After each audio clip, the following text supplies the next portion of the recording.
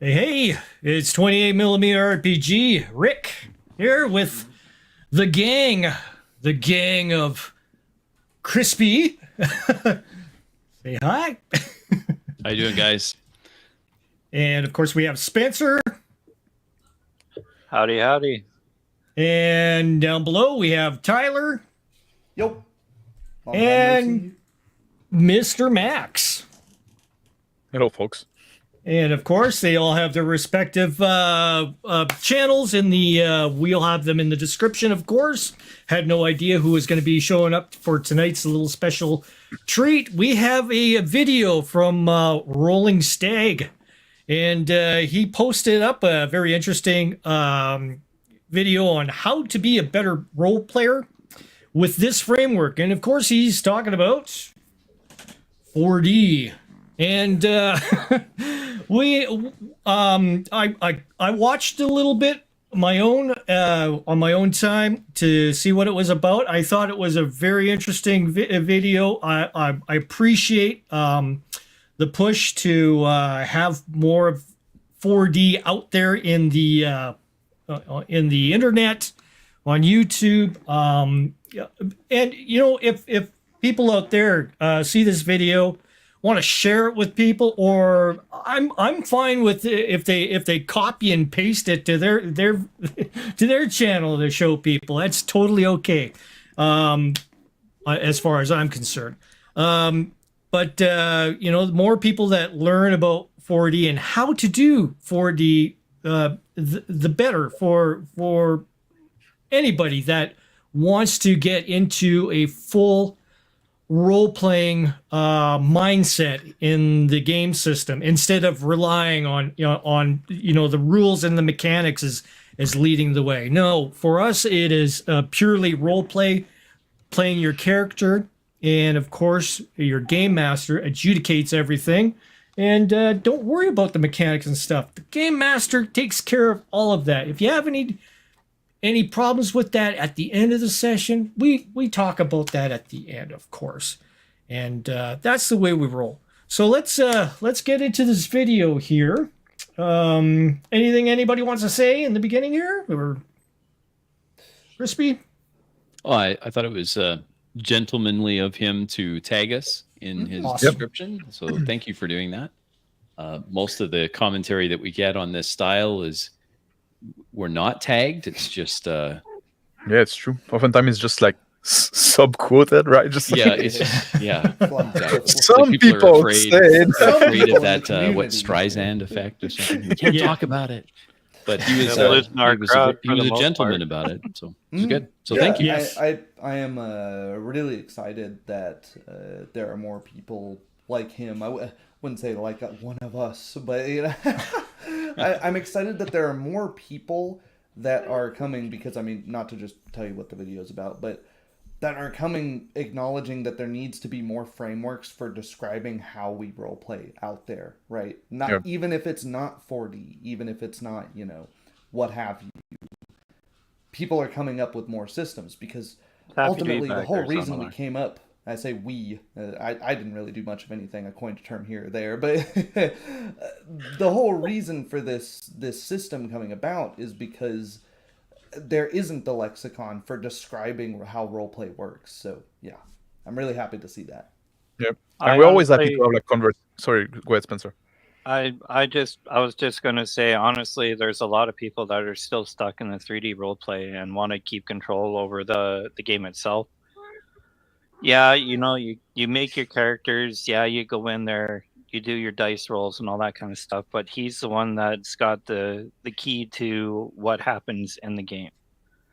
As long as you're doing 4D, you got that freedom to do what you want to do, as long as you're within the context of the game, That which is- makes yeah. it a lot Mhm. easier for everyone to basically play a movie instead of stop go routine.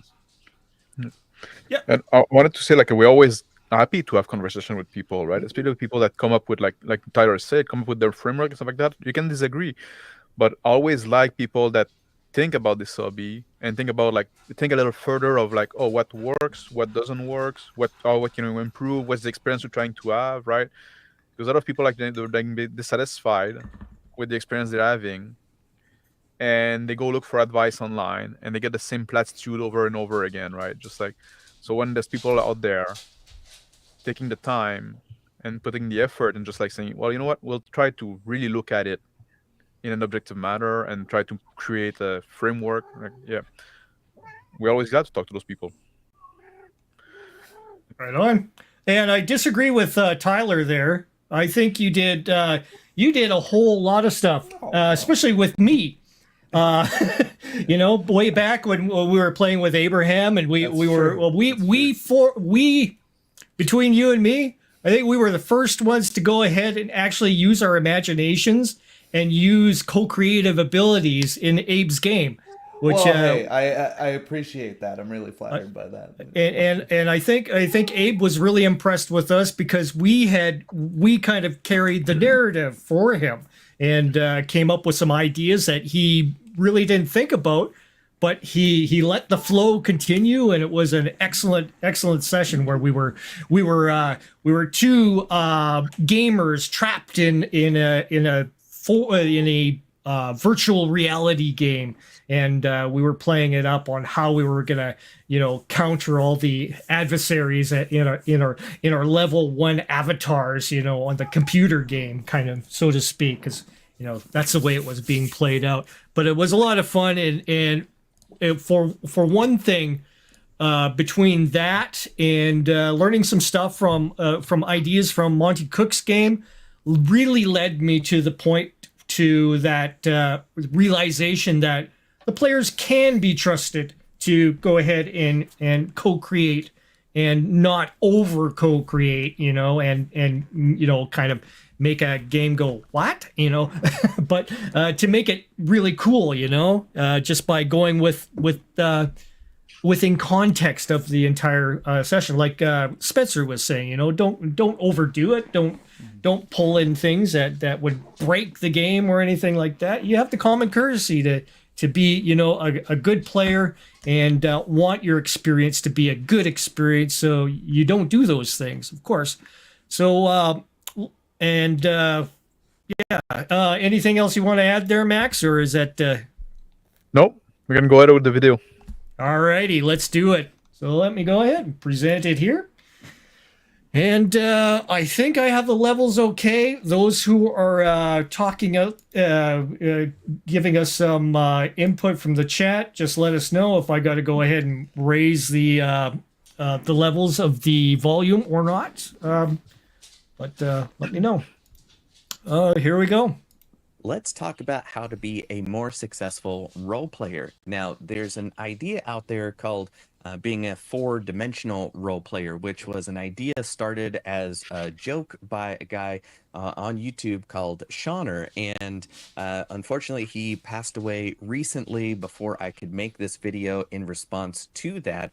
But there are other folks who are carrying that torch of what it means to be a 4-dimensional player, and I will link to them in the description of this video so that you can check out the work that they're doing.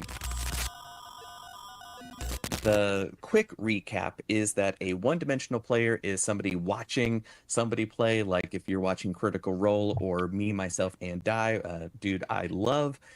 You're a 1-dimensional person. You're watching it on a screen. There's just that, right? Then a 2-dimensional player is somebody who... Any remarks from that? No. Do we want to go? Go ahead. Oh, well, I was just saying, do you want to? Because we do actually have a lexicon that describes this. We do. You want to go through? I think I think his intent is to describe it, but it's not exactly the way we use the term. Right. So it's up to you. Do you want to go? Because I watched his video, and he's a little off base on the 2D, 3D also. So we would use them. As he uses them, fine. But as we use them, it's a little different. Let's go through his little descriptions first. Sure. And then we'll go. So he's talking about 2D now. Yeah, let's who's playing, but they don't really know the rules. They don't know how to role play. They're asking a lot of questions. They don't understand anything. Then a three-dimensional player is somebody who might understand the rules of the game that they're playing, but the role that they're playing is more of, hey, mother, may I, asking the DM, can I do this? Can I do that? And it spirals out, which I have a whole video about why that happens, which I will link up to.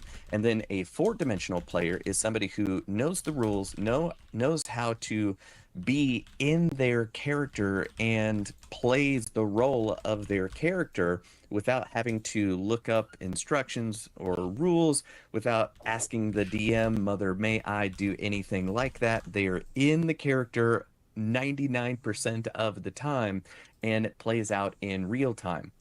So that's kind of the idea of what a four-dimensional player is. And this video is in response to that, as kind of like a yes and this is my take on what it means to be a good role player, and that is a 4-game player. Now, Alrighty. I think like the main point I would have here is like it's almost like everything he says on the dimension is offset by one, right? What he describes as a 2D player is what I would describe as a 1D. What he describes as a 3D is what we describe as a 2D, and what he describes as a 4D is what we describe as 3D. And remember that what we talk about 3D, we already say that that's good level role play. If you're 3D, that's fine, right? He's also describing like the evolution of when role play first started from 1D all the way to 4D, and you can, by listening to him, you can tell the differences. And if anyone's like a new role player out there and they're watching this, they'll understand what exactly the evolution was. Yeah. And, even like what Zonalar said, beer and, chatting with your friends, beer and pretzels with 1D play, to actually being in control of your own character and just running a narrative, like, running a story. That's a major difference. That's a major evolution of what actually role play is. So let's go through the lexicon here. The lexicon is posted on my community tab on my YouTube channel here. So if anybody's interested, it is on there, but it isn't a document that's out there. I mean, maybe we should put this out there a little bit more prominent. We should put it on the website. Like we should absolutely have this on the website. Yeah. So the first dimension is purely participatory for the players, meaning that they're more of an audience member with the dice rolling. So we say equivalent to board gaming. The players, as this example, wait their turn intently to throw the dice, or they otherwise sit and attend the game like an audience member, mesmerized by the GM's fully fledged story. So, and then we give a description for the game master, what he does. And then the first 1D game, the game master fully constructs a scenario in order to entertain his players, his audience, with little input from the players other than letting them know when it's time to roll dice through his railroad story. Shall we give an example? Like we can do this. Okay, I'll be the game master, and we'll start off here. All right. So let's get some ideas for characters. Crispy, what kind of character are you playing? It's going to be like space, Star Wars, something like that. Okay. Okay, I'll be a mechanic. Okay, awesome. Okay, Spencer, what are you playing? Pilot. Okay, keep those in mind. Okay, so you know, and Mr. Max, what are you playing? I want to be a Chewbacca. Oh, okay, awesome. Big Wookiee. Alrighty, Tyler, what are you playing? What were we doing again? Perfect. Already 1D already. Star Wars. I don't know. I don't really know much about Star Wars. Be like a Jedi, a guy with I'll be that one. Okay. He's the Jedi. Alrighty, yeah, I'll have your roles here. So the group of you have assembled and discussed extensively with each other about taking over this starship in front of you. It's run by the Imperium. The Imperium ship is docked at this station, and of course, you guys have come along and snuck up upon the area, seeking to gain control of the ship, and the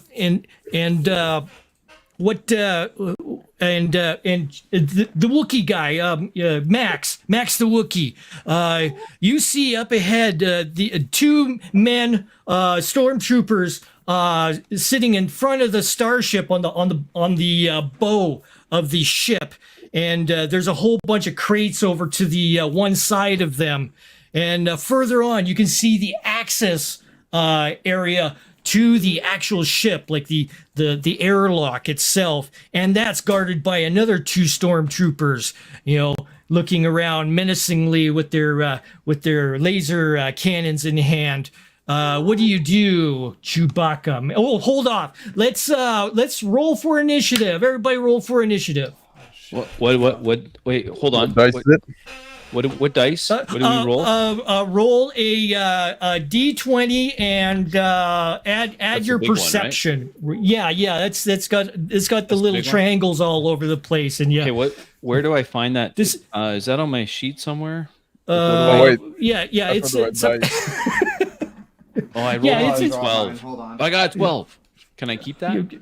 Yeah. Did you add your dexterity to that, or intelligence? Dexterity. Where is it? It's on your sheet. It's Tyler, just show below me where it is. I can't. Huh? Hold on. Okay. Well, while you're figuring that, everybody else roll D20s. Everybody roll D20s. Come on. Wait, another one? I just rolled one. Is that the same one, or do I roll another one? Just keep what you have, right?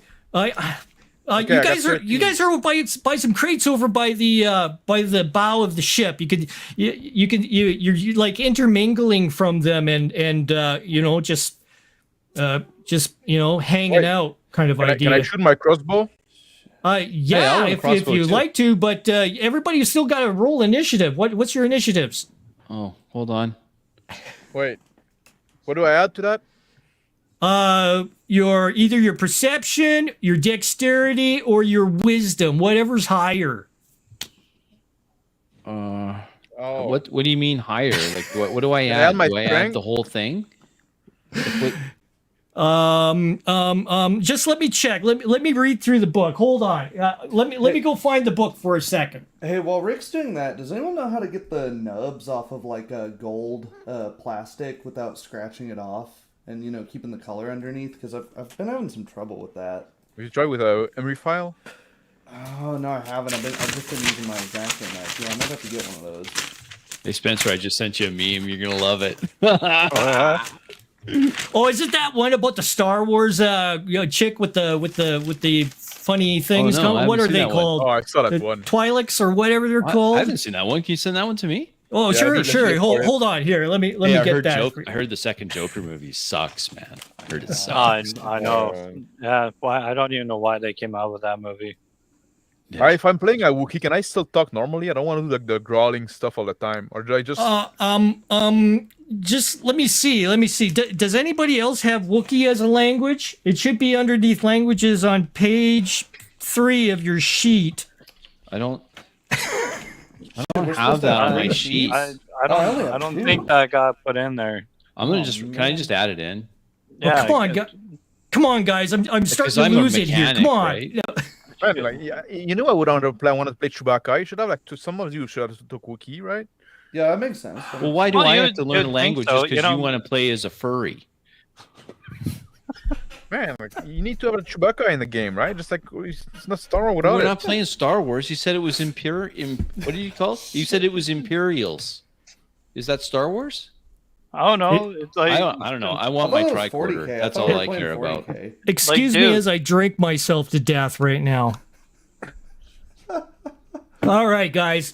Enough of that. That is a 1D session.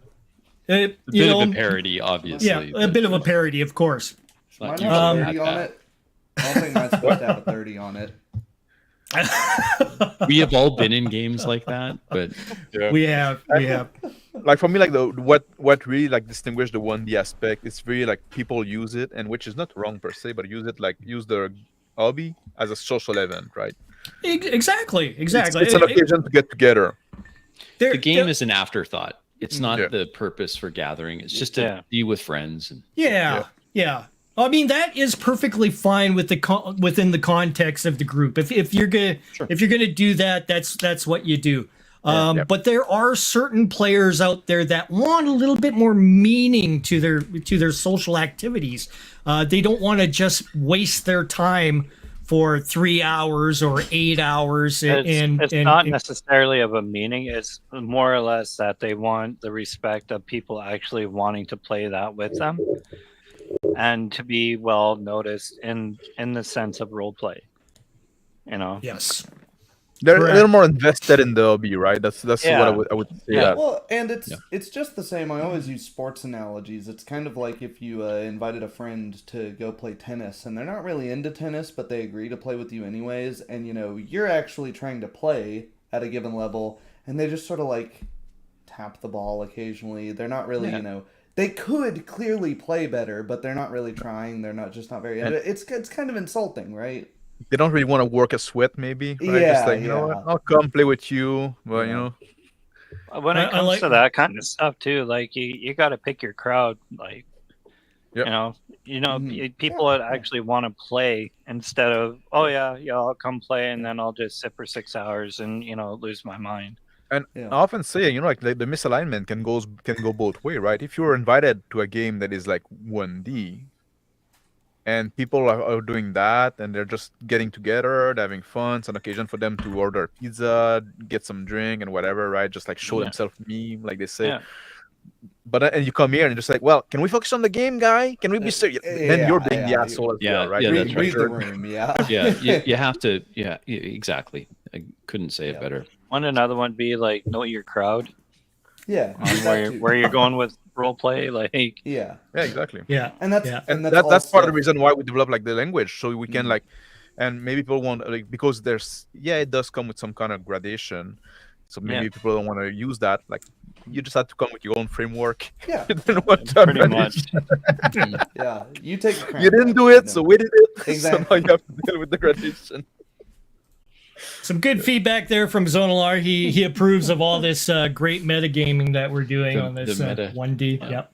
All right, 2D. It's funny, a lot of commentary, and I thought he was falling asleep there for a second. Yeah, if he didn't have that European bedhead going on, he'd probably join us. Probably. He'd say, "Well, I gotta go to sleep." I'm like, "Dude, you got a lot to say for a guy that's going to bed." Like, he'll stay up just for us. Yeah. All right, 2D, second dimension of gaming, slightly more interactive with the players. So the players await their turn and may talk in their character's voice.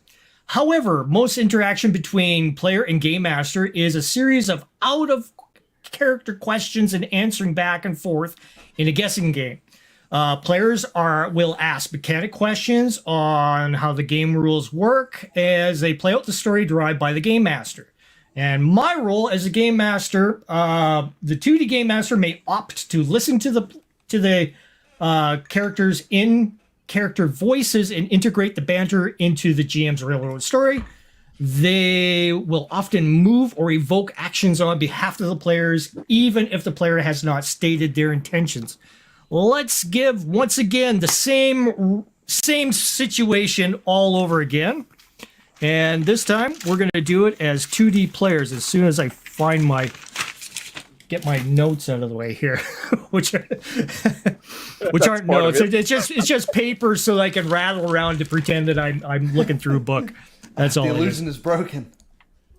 That's right. All right. So Max, the Wookiee, approaches up towards the crates which are, you know, a great hiding spot for scoping out the area. Roll a what should you roll? A perception check, please, Mr. Wookie. Can I roll my reflex instead? Well, that depends. Usually, a reflex means that you're trying to get like something like a initiative or something like that. No, yeah, I think there's a perk that you can take that allows you to use reflex instead of perception. So I don't know For the reaction. Oh yeah, No, if you have that, that might be on page 4. But if you do have that feat, yeah, you can go ahead and add that. But there's also another thing, which is an insight skill. So if you have that insight skill, you can go ahead and add that. If you have a weapon, you can possibly snipe these guys, you know, from the troopers there. There's 2 troopers at the front of this starship, and there's also another 2 troopers further down protecting the airlock of the ship.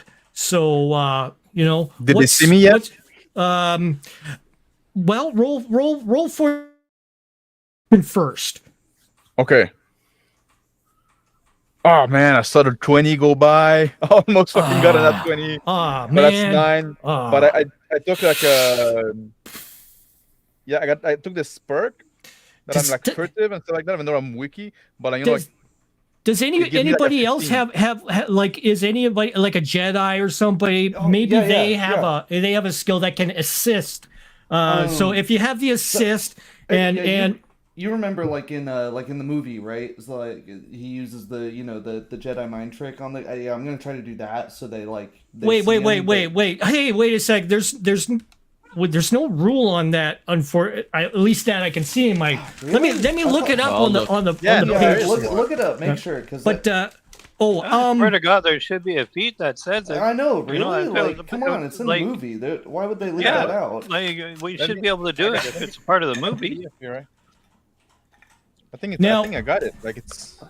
Let me look it up online. Yeah, look on page 145, man. It's right there. Hold on. I was just there. No, that's not it. The Jedi suddenly senses something. Something comes into his head, and you start seeing like these visions before you. There is something ominous on that ship. You sense it.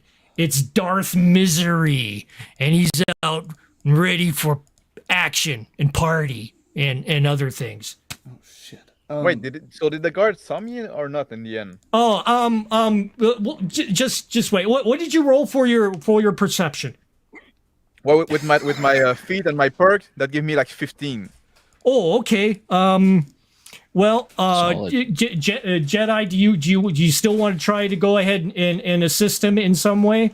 Well, wait, where's vision, that? Like where am I sensing it? Is it like in the cargo hold or? It's kind of you know how a ship is built. It's got like a bridge in the back and stuff like that. So you think it's coming from that bridge up there. Okay. You know, on the aft of the ship. We're playing in the Republic area, right? Or the ship at that time, the Are we on like an Imperial space station somewhere? Yeah, it's like an Imperial Imperial station, kind of off of Coruscant, like really close. You know, like one of the moons on the other side of the ship. It's only like later, like after like the Ring of Palpatine, that the bridge have been changed for some reason. Yeah, but you think that this is like some sort of specialty ship that has been constructed, like a secret ops kind of ship, and this whole station is like a secret ops kind of thing in the Imperium, you know? Okay. Oh shit. And is anybody checking what's going on with the 2 troopers up front? Because there's some movement going on with them.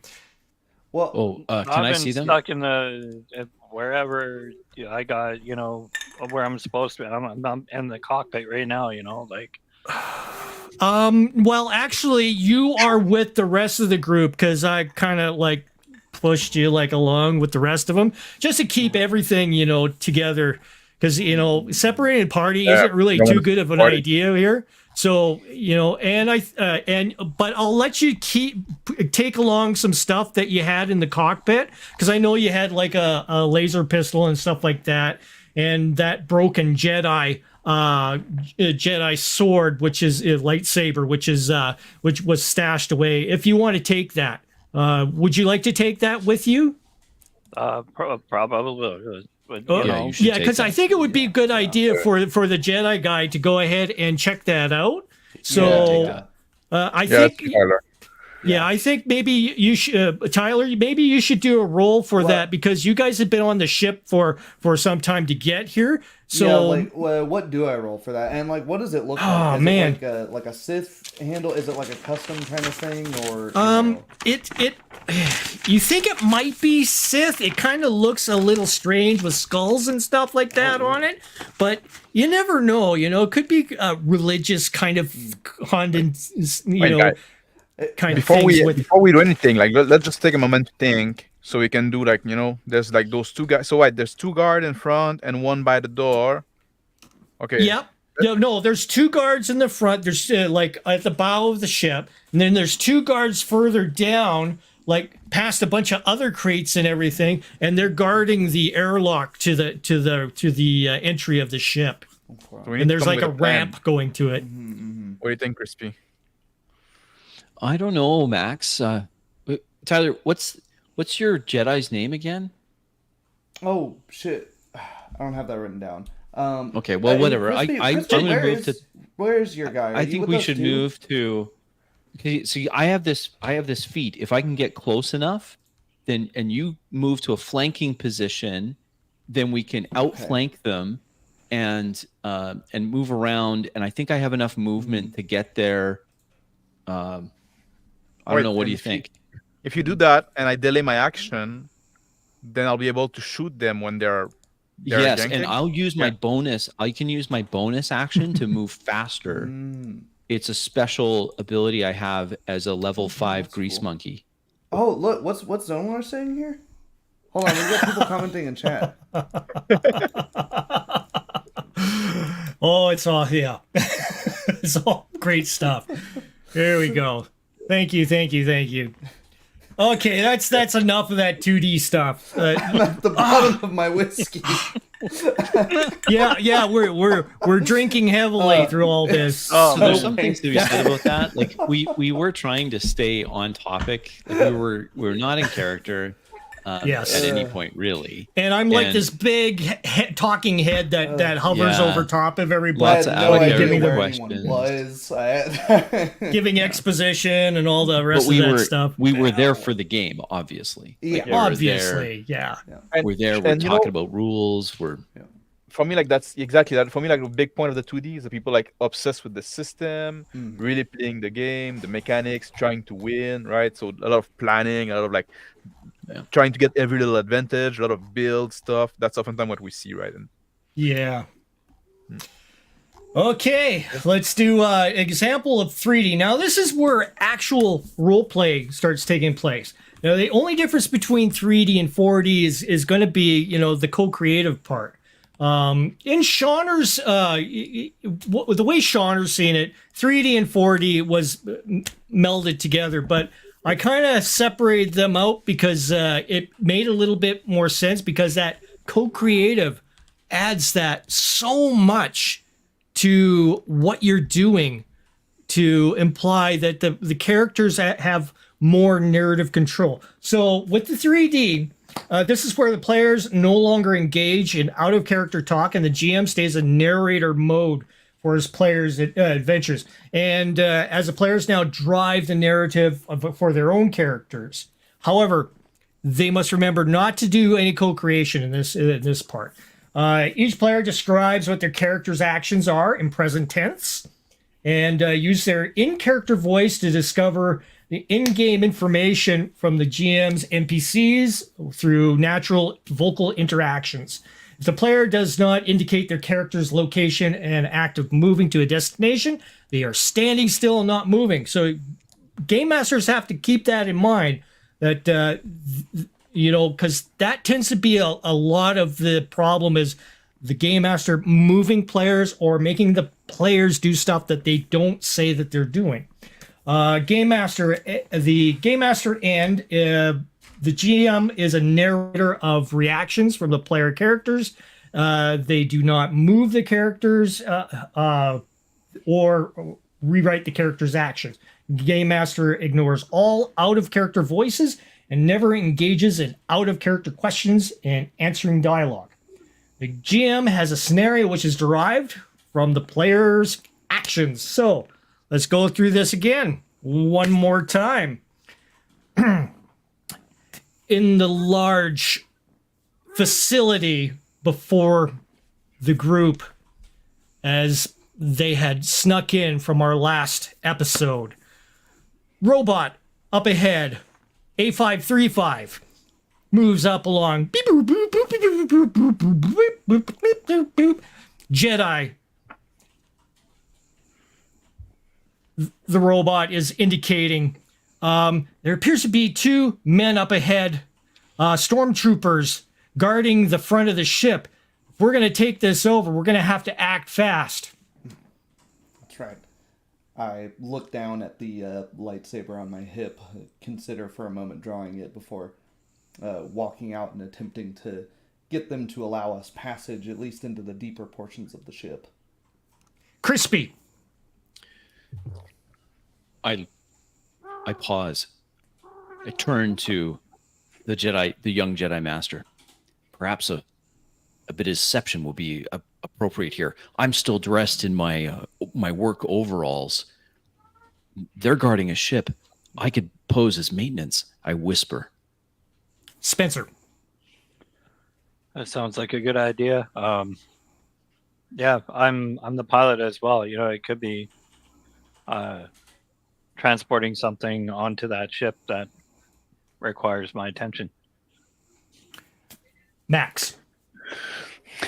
I was hiding behind some crate, a few feet ahead. I'm peeking on the side, keeping an eye on where the guards are. I look for a rock on the ground.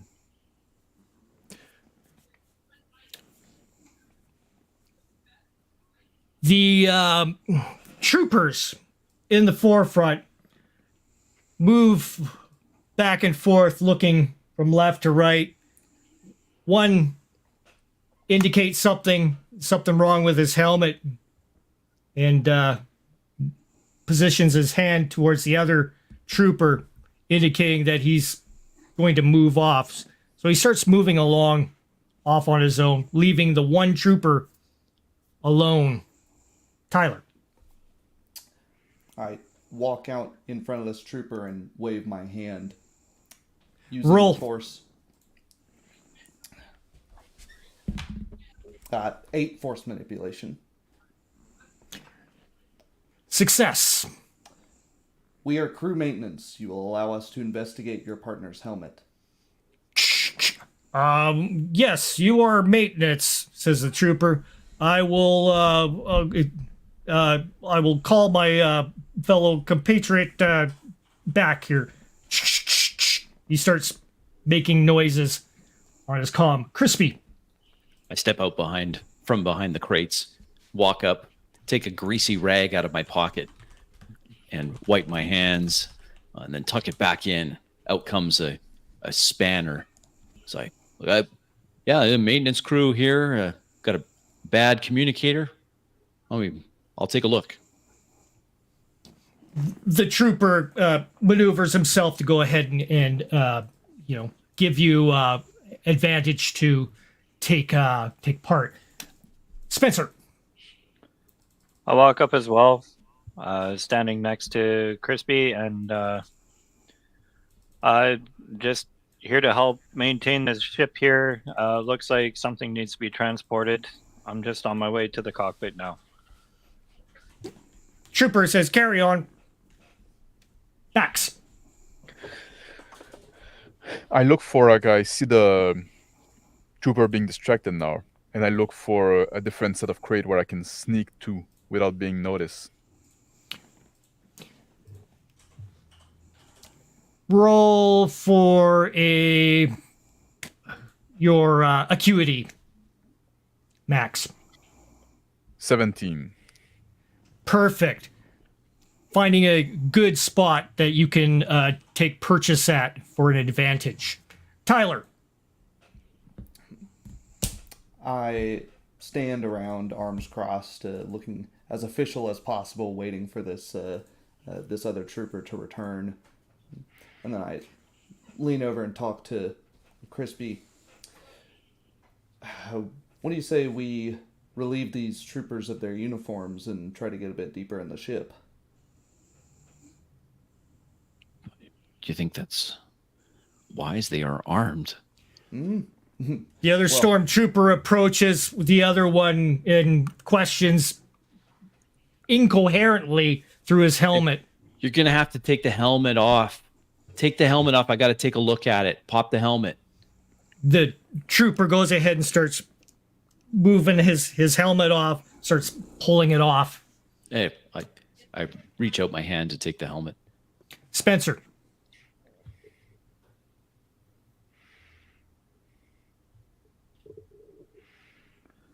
I continue on down the walkway towards the cockpit. Troopers are guarding the airlock from the ramp into the ship. And Max.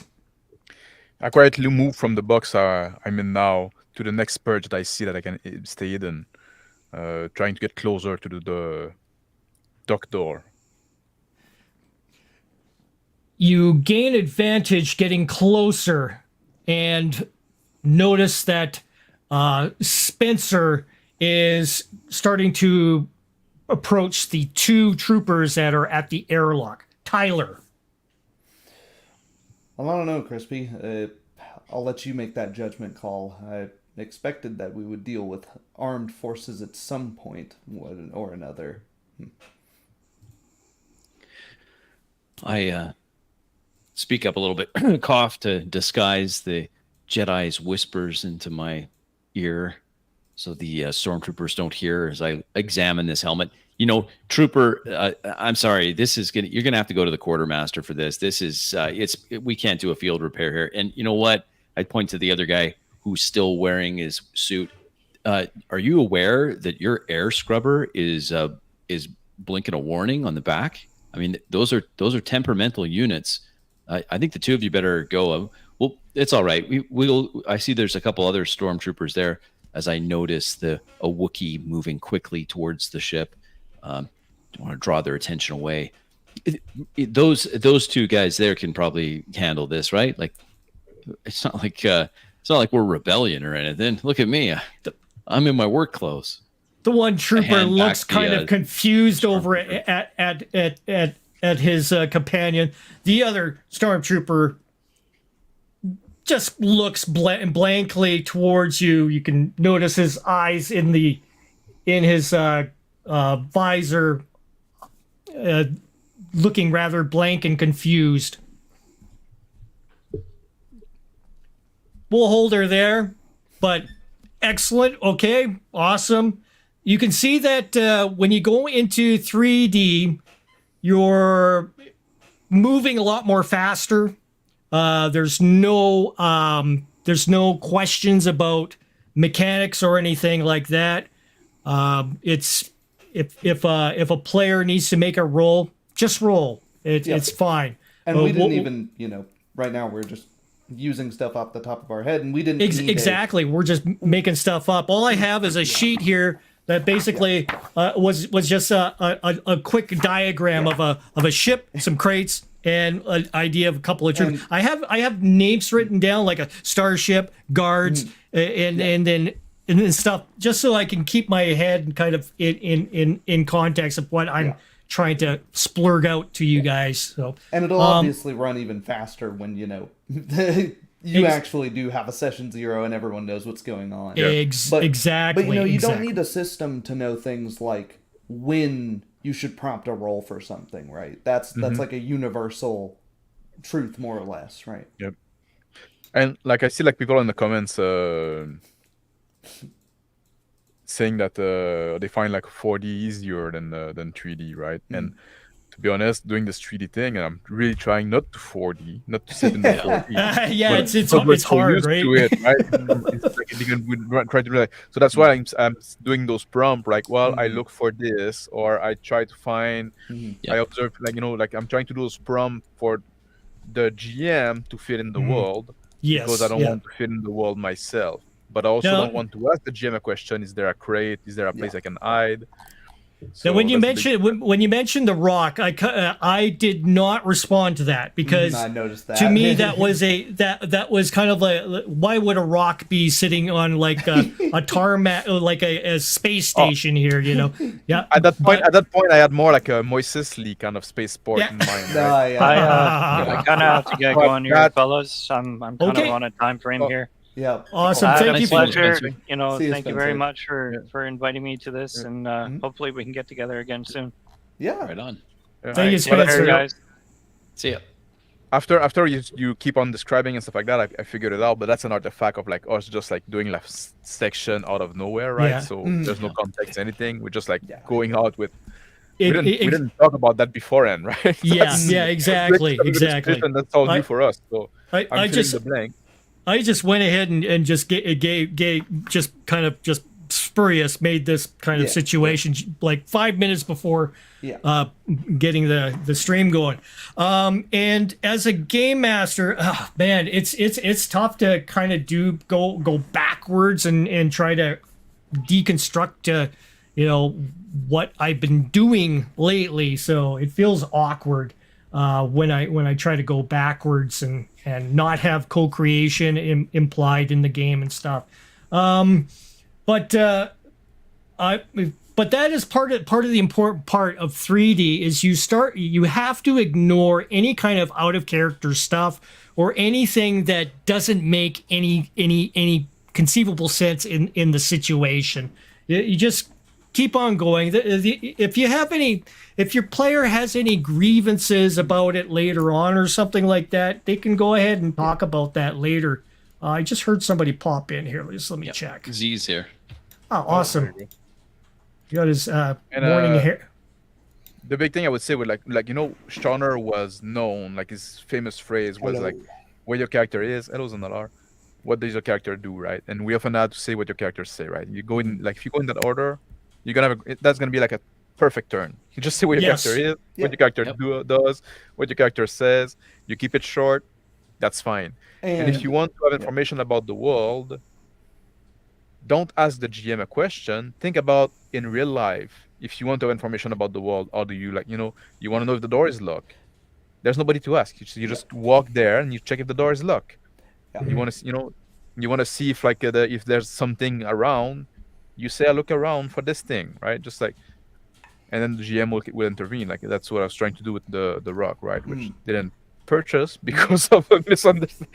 But it's all good. It's all good. And the further you play that out too, the more detail you'll get, and the more you'll be like, oh, okay, this is where we are. All right, I got it. Yeah. And when you're starting from the almost literally zero prep sort of thing, generally the starts are going to be slower and a little messier. That's just the way it is. Exactly. Plus, when you're playing online, you kind of have to express as a game master who's next, because if in a real life game you have that eye to eye contact, so you can go through each person in the table and they'll know it's their turn. Yeah. You can just basically point at them and let them take their turn. Yeah.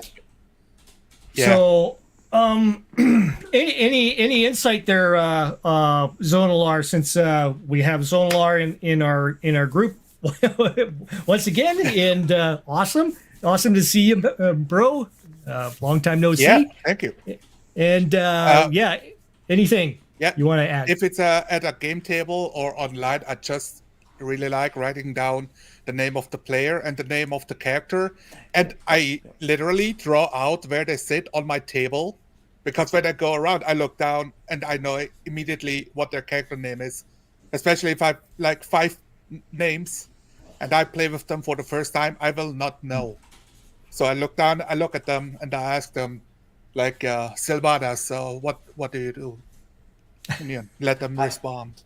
I'm terrible with names as well, and an alternative to that is trying to do it in roleplay, and it can sort of turn your characters in a certain way. So might not. I've seen some people like do it also, like we have the name plate here when we play online on StreamYard. Some people do that like in real life with some like I do.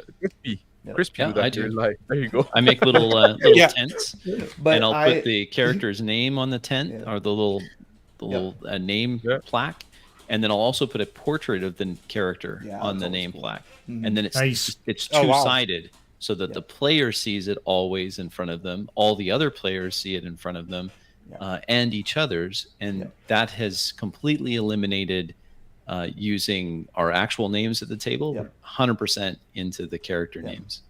And but like what I've noticed is when you don't have a system like that, you can have some funny interactions where you realize how long you can go through a session with characters never having known each other's names. It's like you're at the end of a combat and you're going like, I don't even know who the hell you are. We do that in real life, right? With men, like you spend like all evening drinking with a guy.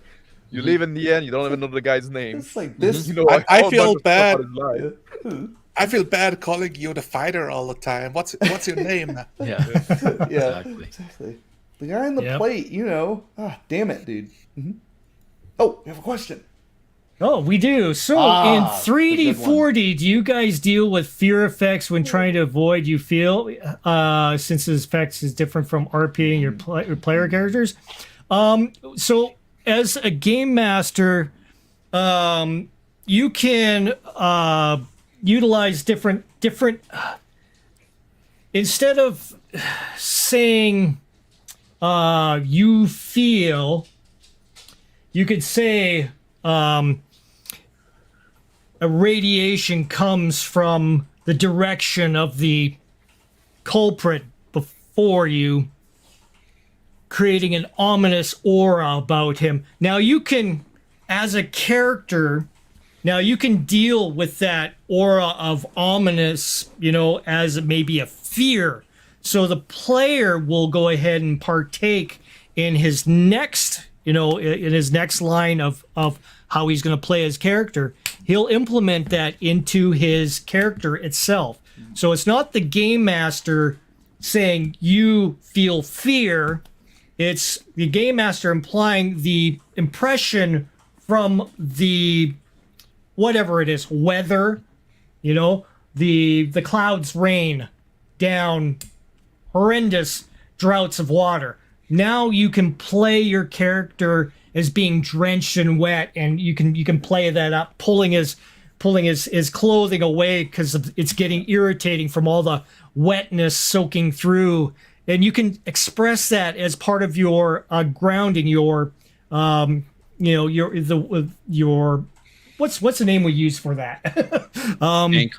Anchoring, correct. Yeah, it's the systems will tell you. Like it's not that difficult. Most games will say there's a sanity check or a fear effect, or this has a horror factor. So we will the game master in our games will indicate, save fear, or they'll have some kind of trigger phrase, and we're not against saying make this save, or roll this. But what we don't do is we don't interpose as the game master on top of the character what exactly the character feels. It's up to the player to interpret the dice roll. Most of the time, all they need is a success or failure, and if they get a failure, then they can just role play out what that failure looks like. And that's how we generally handle that. So saying you feel cold, we would just say a chill in the air, where the temperature drops precipitously. Then the players will take it from there. They'll role play it. That's their opportunity. There was a cue given. They'll take it. It's not the same as saying you feel hot, you feel cold, you feel icky, or you're scared. We avoid that completely. Yeah.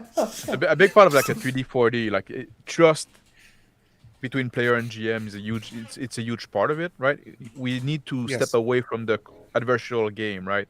Yeah. We all here together to do something together, and this something is like we're trying to experience, like to figure out what's happening next, and to have the story happen, right? It's not a story that we're not like we're not like role playing through a story because the story is not done before. We're not really creating a story together because we don't like, oh wait, would that be cool if this happened? No, we just see what happened, right? And we just like control the character, have the character act in their way. If there's a big monster in front of them that's doing this huge roar, then you can decide, well, no, okay, maybe my character would be scared now. And when I'm GMing, I let the player do the role. Like I encourage players to roll for themselves a lot, right? You know, there's this mechanic for fear and stuff like that. Maybe like this monster doing something terrifying.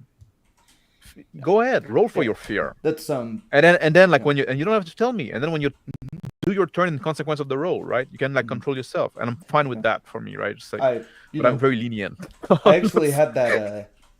I actually had that happen in a game years and years ago, before I ever found the 43D thing, which is a Pathfinder game. Those characters were trying to figure out what was going on with this this governess who was acting very strange and odd, and after they had run their whole thing, they find out this color out of space had been like influencing and twisting her mind, and without needing to be prompted, one of the characters just immediately almost turns tail and flees, and after the session we're like, that was cool, but what was that? And he was like, oh, I rolled a will save for myself, because this is he was like, he's awesome.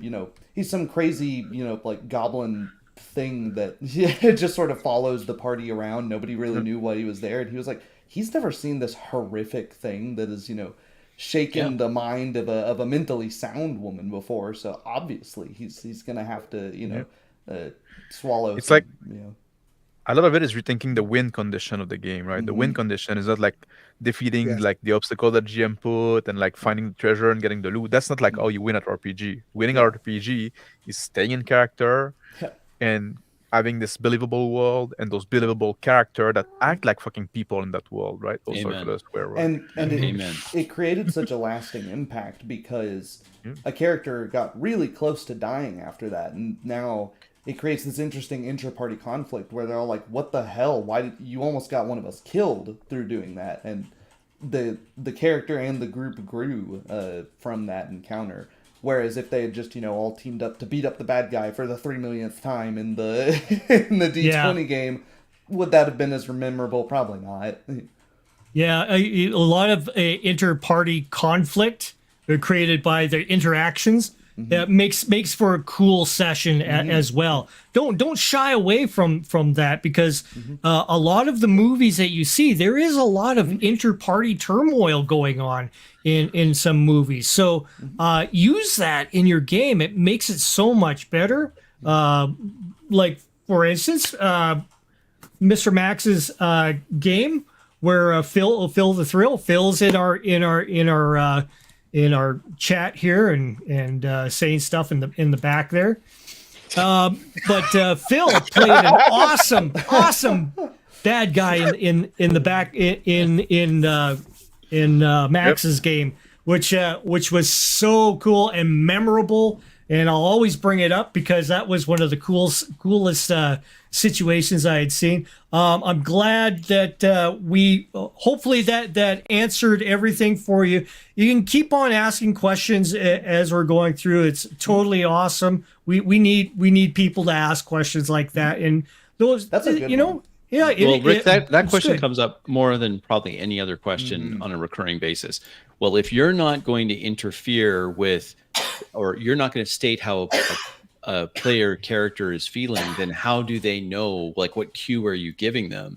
And I think we may have a chance to show this because Rick, you're still working behind the scenes on a Call of Cthulhu game, maybe for Halloween. We're hoping to get that for Halloween. Yeah, so that might I wouldn't say definitively answer, but it might provide an example that a little more concrete example. I think something that I sorry, Zenalar. I think something that I got tripped up on when I first heard the don't use you is you can use your. You can have things happen to the player characters. Just don't flavor their reaction to it. Yes, you can exactly. say like a wizard is casting a fear spell on someone. You can say like on you. horrific to stay at a target, horrific images assault your mind, and then leave it up to them to react to that. And that also helps, especially with the like earlier example of like you feel cold.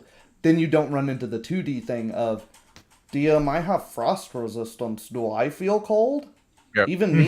No. Then just play your characters being resilient against it, because that's the way you should play your character. Exactly. You don't need the permission from the game master. Yep.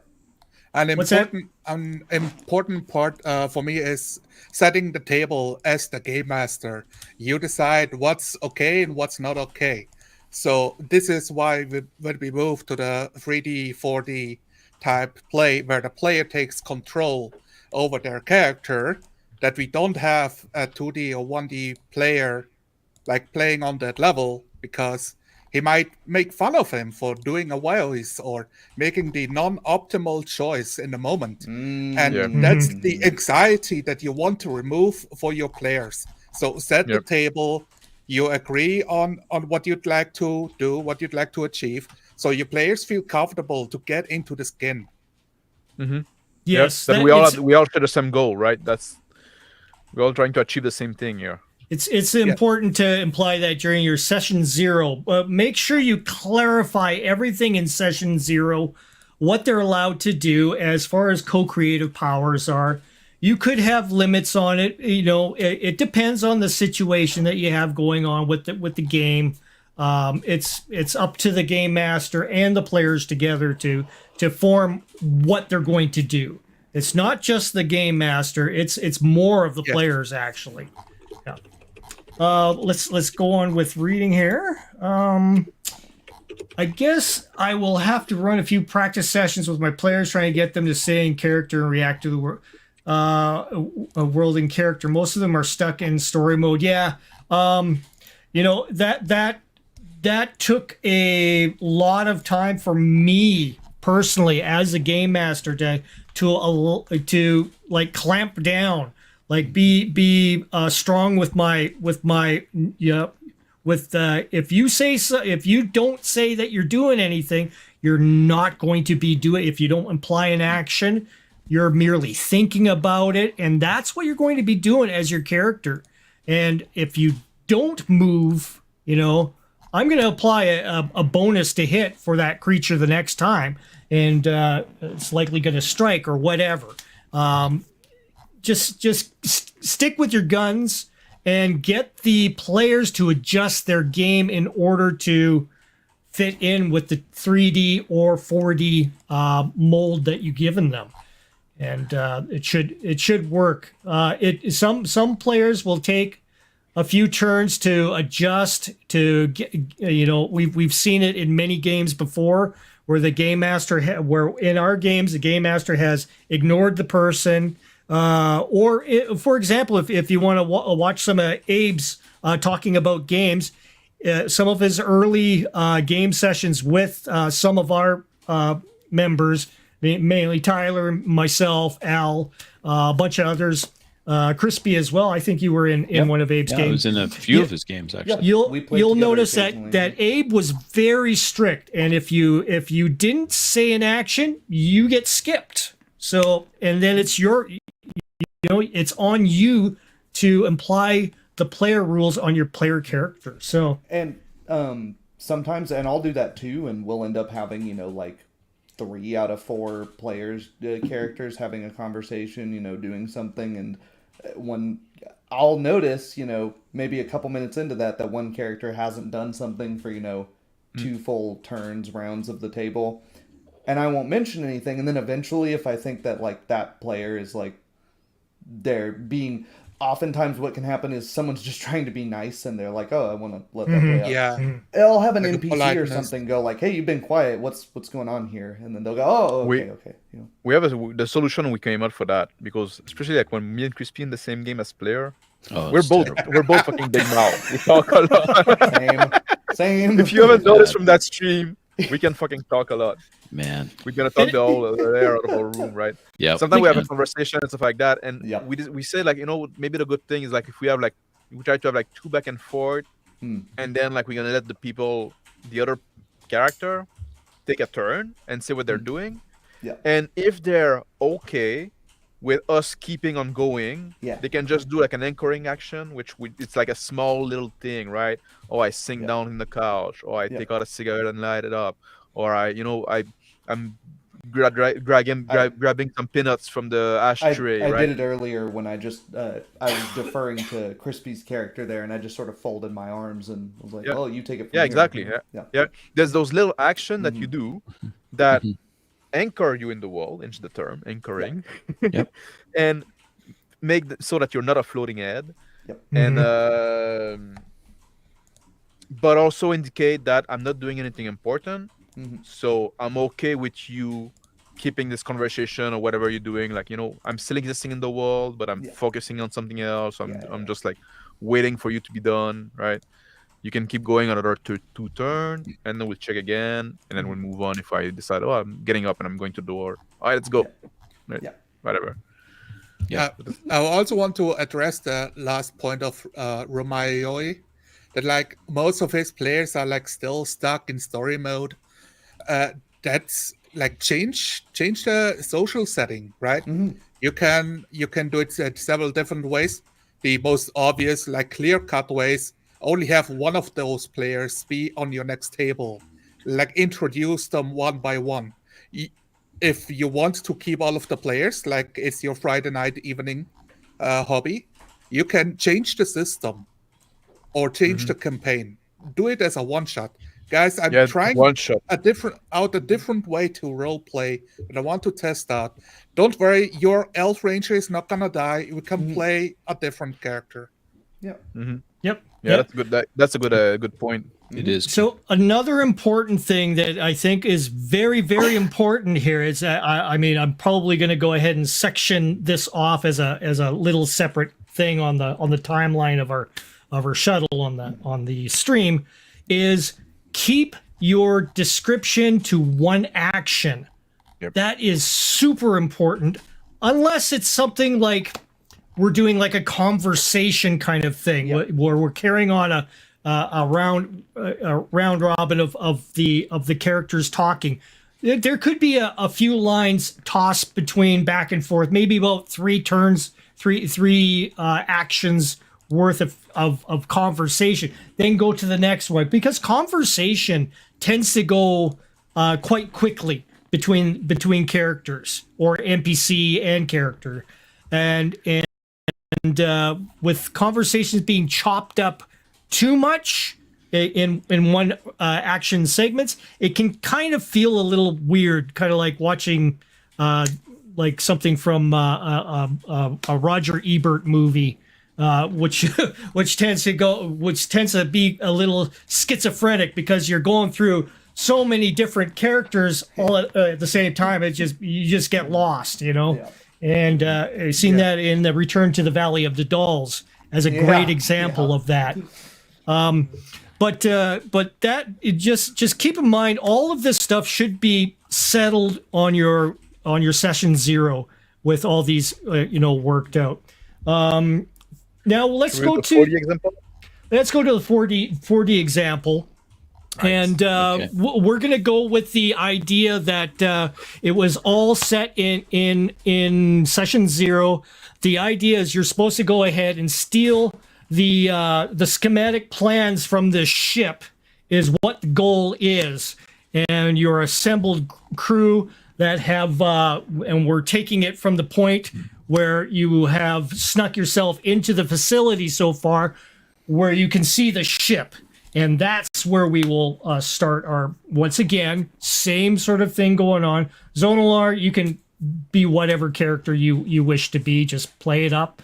And and our order will be from Crispy going downwards. So I won't be indicating any kind of push to move to the next character. I will let the players do that. Okay, in order. And I will be merely the describer of things. Alrighty, and we start. And the facility, wide open area, many stormtroopers up in the catwalks above the ship in this massive facility in space. The robot before you bleeps A535. Beep, beep, beep, beep, beep, beep, beep. Shh. I peek around the corner. I turn back to my Wookiee friend. There she is. She's beautiful, but she's guarded. Pass it down the line. And then I peek around the corner again. Let me try to move behind those boxes there. Those crate. I'll scoot around a bit. I'm gonna go see if we can get close. I follow behind the Wookiee, crouching down in as stealthy a fashion I can manage in full brown robes.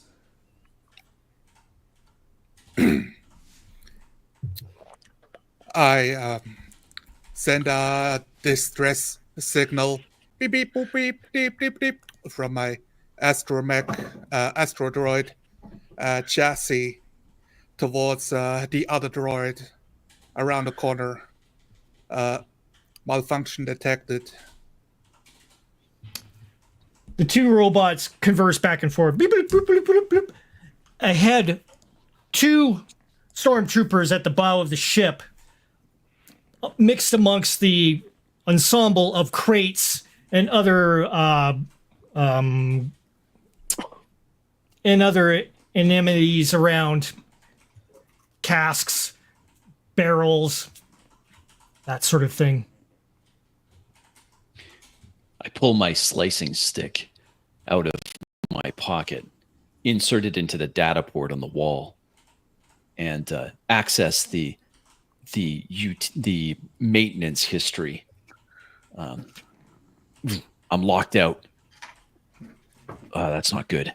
A5, come over here, quick. Wheeling over. I'm crouching behind the crate, peeking around, looking at the guard I had. A large snort comes from the crate between bars. It is covered with a drape over top. I jolt back. I look at the Jedi next to me. There's a beast in there. Oh, well, tell me you're not afraid of it. Looks like the pilot's having some trouble. What do you say we go loud a bit and wait for our droid friend to show up? Behind the drape, a snort comes forth again, blowing the drape forth heavily. This massive cage, obscured by the covering over top of it. What if we let the beast free? That's what I was thinking. Undeterred by guards on the ship, I move on my designated assigned android lanes towards my friend Crispy, taking 90-degree turns. The droid goes moving along. Boop, boop, boop, boop, boop. I step back from the wall, gesture to the data port. Quick, create a maintenance call.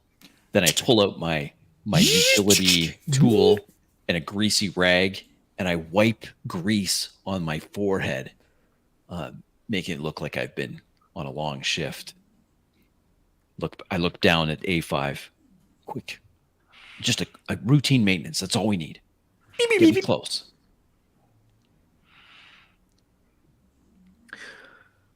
I peek under lift the sheet. I'm looking if there's a lock of any kind on the crate, on what side it is. A very simple combo lock is on the cage itself. You notice the snout of the great Rancor as it slumbers before you behind the drape. Can you use some of your Jedi magic? I can certainly try. Back off from it, and I'll try to get it open away from us. I could pick the lock, but I just don't want the Rancor to go on us. I'd like them to go on those guard over there.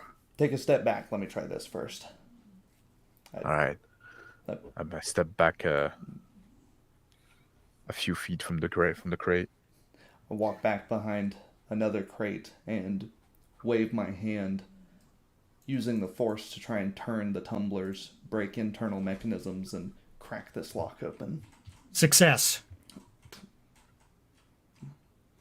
I wheel up close to A5 at this point, and my friend Crispy, and eject my own splicer, injecting into A5, sharing my data processor powers with A5. Data starts streaming into your data ports. Perfect. All right, you two. I turn to the two droids. You're with me. And then with my utility tool in hand, I walk out from behind the cover of the wall directly towards the two guards in front of the open or the ramp leading into the ship. I call out to them to draw their attention away as I see our Wookiee and Jedi Master near a covered cage. The two stormtroopers look your way and kind of one pushes the other, and the other one starts moving towards your direction. I raise my hand. Yeah, just engineering here to check on something. I got a work order here. Just came through.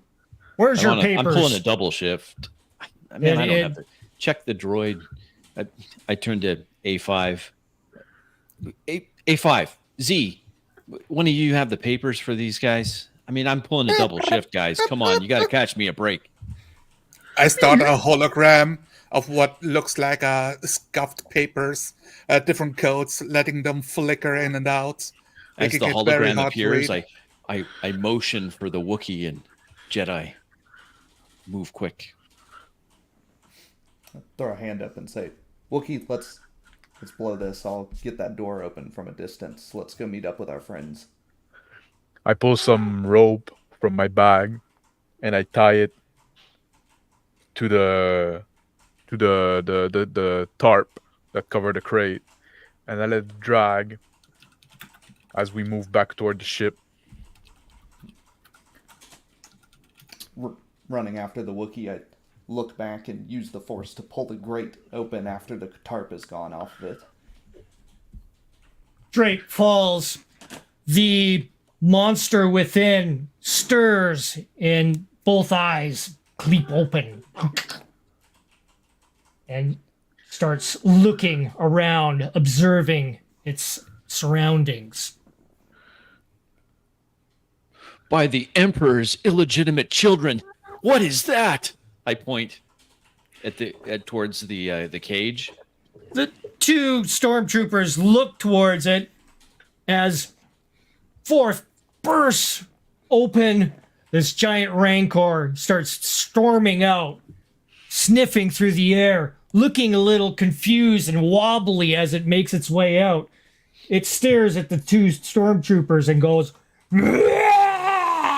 big mouth, rages in anger. Perfect, guys. That was awesome.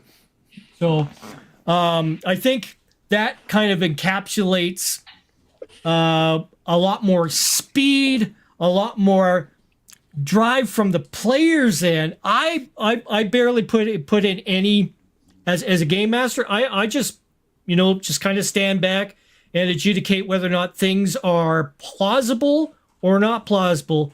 There is rolling in the game. Keep in mind, but I'll only subject my players to roll whenever it's something in case that something interesting might happen as well. So that's how I kind of gear my game mastering over it. I do give my players a lot of leniency with co-creation, and that is a heck of a lot more interesting than what you would find in a 3D, 2D, or 1D situation, for sure. Crispy, any insight?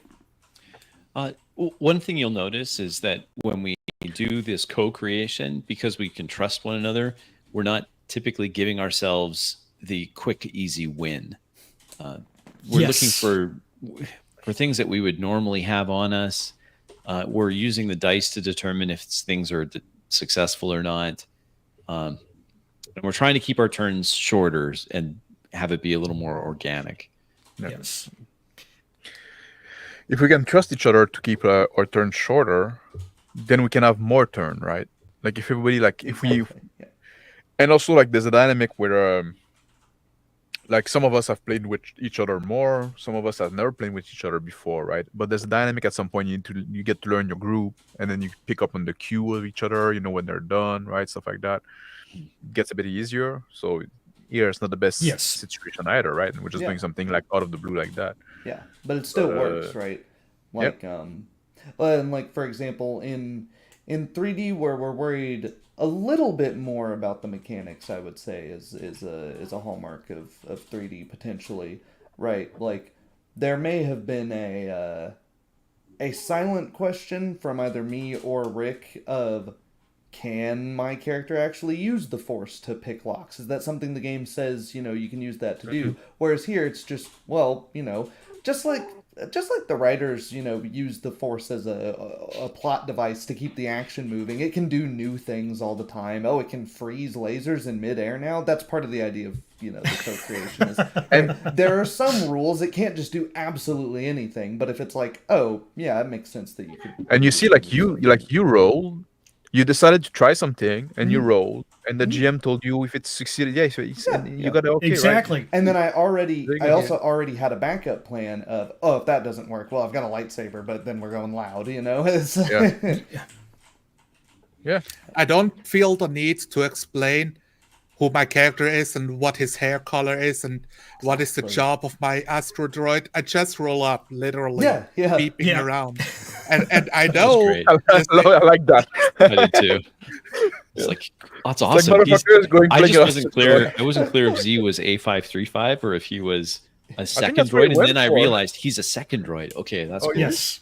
I wanted to take over A5, but I could not. Rick took control of A5. So I'm the second droid now. I'm supporting.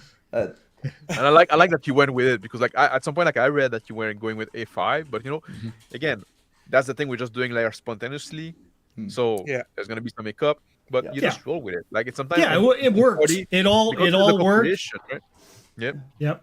We do the competition. I move toward those crate over there, right?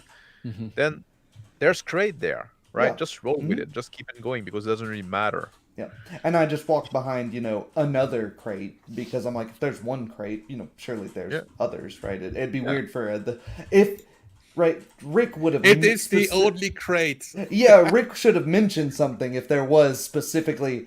It's a cargo hold, but there's only one crate in it. Then it would be like, okay, that's a. or he said it's a cargo hold, right? Yeah, it's entirely up to it's completely empty.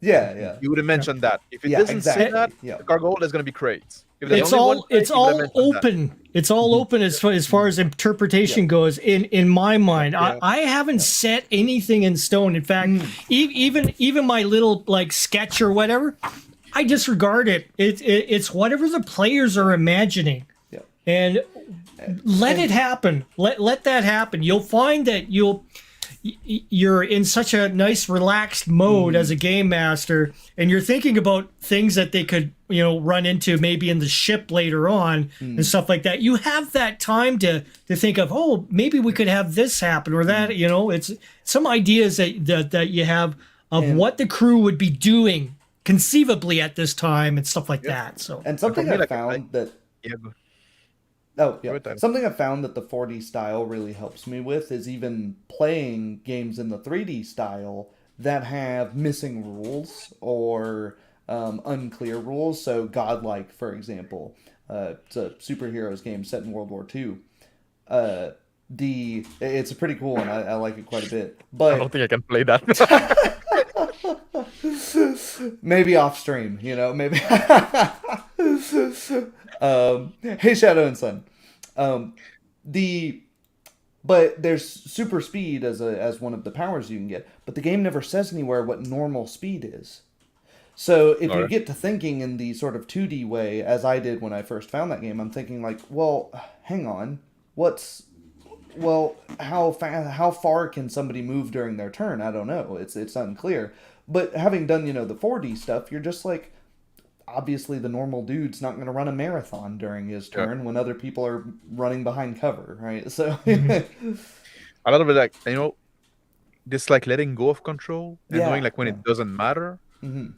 That for me, like, it allows me to enjoy the ride much more, right? As a player. Oh yeah. And the cargo thing, I think, is a great example if we want to make the distinction between 2D, 3D, and 4D, right? In 2D, you'd say it's a cargo. Then the player would ask, well, how many crate is there? Where are the crate? Are they closed? Are they big? What kind of crate is that, right? Just like litany of question. The 3D player would just say, like, try to get the information by seeing in character what he's doing. Like, oh, I tried to have a quick count of the crate or the layout, And then the GM would pick up on that and describe what's happening. Describe further. Yes, definitely. And the 4D player, it free you, the 4D style. It frees you so much because, okay, you said it's a cargo hold. You didn't say it was an empty cargo hold. You didn't say it's a cargo hold with only one crate. So I'm free to imagine the cargo hold however, like, it would make sense and then interact with that. And by me interacting with that, it increases resolution and a specified thing for other people around, right? Yep. I go behind this crate. Now you say it's a big crate with a tarp on it. I think you use a different word, but whatever. And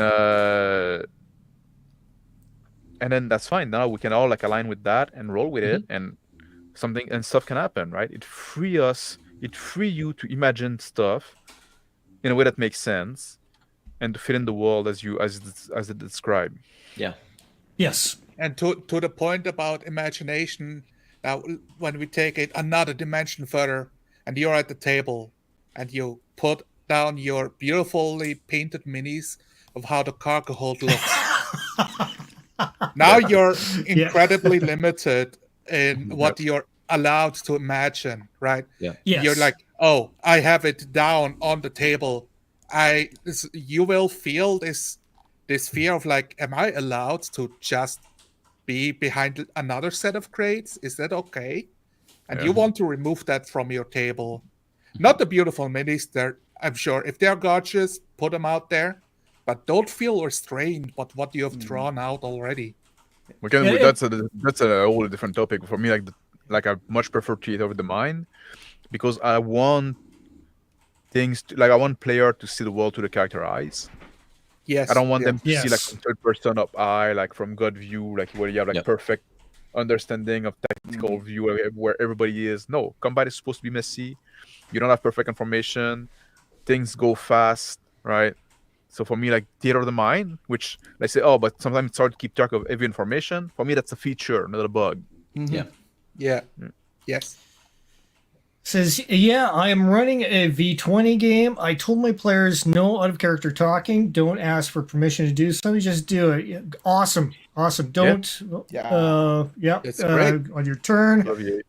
No rule questioning during the session. Awesome. That's a good thing. Good start. That's good. Yeah. Yep. Excellent. Good for you. Yep. Even already miles better than that's vast so majority. awesome to see. Even just having no out of character talking will improve your game so much. It's so huge. Much. And huge. If it's people you've played with for years, like my home group is, those changes come difficult and slow. Yeah. One thing, one session, right? One session, okay, no more out of character talking. Next one, okay, let's do the next thing. Speak in the present. Speak in the present. Let's speed things up. Next thing, okay, I'm gonna work on something now. I'm gonna stop saying you feel, etc. And the other comments say like I love co-creation since they're 1D and 2D player. I think that's fine as well. Like that's why like the biggest gap is between 2D and 3D. Yes. Yeah.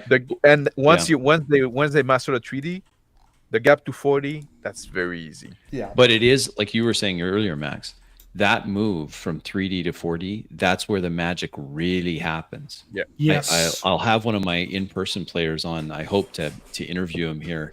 He had this epiphany just this last couple sessions where he's like, me creating things in the world is so much better than what we were doing before. Like it was freeing. It's so freeing, and you can see he's just like he's so fired up. And there's a bit of a disconnect because not everyone at the table is doing this. As Tyler says, old habits are hard to break. It takes time. Yeah. But there's this huge difference. I used to think that 3D, 4D, it's really not much difference between the two, but it's not true. There is although it's almost the same except for that co-creation. The co-creation is a huge difference. That's why it's worth its own dimension, and it is. Like, it's I didn't think it was that different. Yep. Yeah. But tonight, going back to the 3D for the example, like I felt so well back. I almost think like I like to start in a 3D space, and then once everyone's anchored and sees like the beginning spaces of it, then it's like okay, now you know where you are. I'm gonna let you guys off your leash and go. Yep. And even in a 4D session, not everything is gonna be co-creation. Like sometimes, because like we always want to limit, right? If something would give you like too much, like if something is like kind of iffy, if it's gonna be there or that, there's no wrong into asking, right? Yeah. Just if something is obviously there, right? Then it's it's a cargo. Yeah, that's gonna be great, right? Yeah. Is there gonna be a helmet that have been left behind? But you better ask for that. I find a barrel full of thermal detonators. Exactly. As far as I'm concerned, Max, I'm totally okay with you creating a helmet there. Instead of a rock, maybe a piece of machinery or something. Like a mini carburetor off of something. Yeah, a wrench or whatever. Or it could have been like a nut, or it could have been like something that was just my fault because I just and the way that we just did that spontaneously, I wasn't picturing us on a base. I was speaking on a spaceship, a spaceport outside, right? I was saying the moistest spaceport or something like that, right? Yeah. Now, if you do have to have a defined, use a picture. Yes. Use a picture. You can show them the picture before you do any kind of a description. So use the picture. It sets that the idea of what it is they're looking at. And then the players can play around with what's in the picture. That's it. And you want to remain as a GM and as a player, you want to remain flexible too, like in the scene that you depict, right? But you can fill in the blank for what you need with the reasonable stuff that are there. But then also you have to understand that other people will do the same. So it's a collaborative effort. Yep. Mm-hmm. Yep. And that's what really. If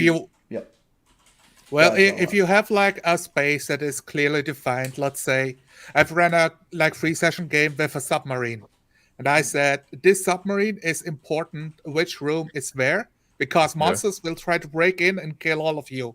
I knew that as a game master, that's my goal. So at the start of the session, I let them look at the outline of the submarine. It was on a big plaque for visitors to see how it's how the room layout says. Yeah, and that's I did not write down what the rooms were called. They just saw the structure of the rooms. I had all of the descriptions on my end, but I'm willing to switch them around if they imagined it a bit different. And you don't need to have the specific thing in every room. And you don't want to go I'm going to pick up actually there's no wrench in that room because well, no, whatever, right? Just it doesn't matter. Yes, it doesn't matter exactly. And if you look in the Horizon game, right, we didn't define we defined what the ship can do and stuff like that, but we didn't define the layout of the ship, because No. in that game, that's not so important. But now, as we play, the layout is getting defined somewhat, right? Sure. We know that we have kind of like a living quarter and a cockpit, and just like. It's amazing how much more real it becomes every time you get together or you're doing your rounds and conceptualizing what it is you are all seeing in combination with each player's turn. It just becomes more realistic. You can just think like of a movie, right? Like very few movie, if any, would start like, oh, this movie is happening on a ship, so let's go around to each room of the ship and tell you what they do and stuff like that, right? Give you the like, blueprints. Give you the blueprints, stuff like that. Okay, now is the movie, so you can follow around. No, you'll figure out when the fucking room becomes relevant. Even in movies, there's quite a bit of discrepancy that you see in the scene. You'll see that quite a bit in movies. An example is the movie Fido, which was done in the Okanagan. It's a tale about zombies that are used for manual labor, and it's a story about a zombie. Okay, if anybody's now, I lived in Vernon, and I know what Polson Park looks like, and all the places that they use. Oh, wow. That is absolutely not the layout. Like they went to Armstrong for one scene.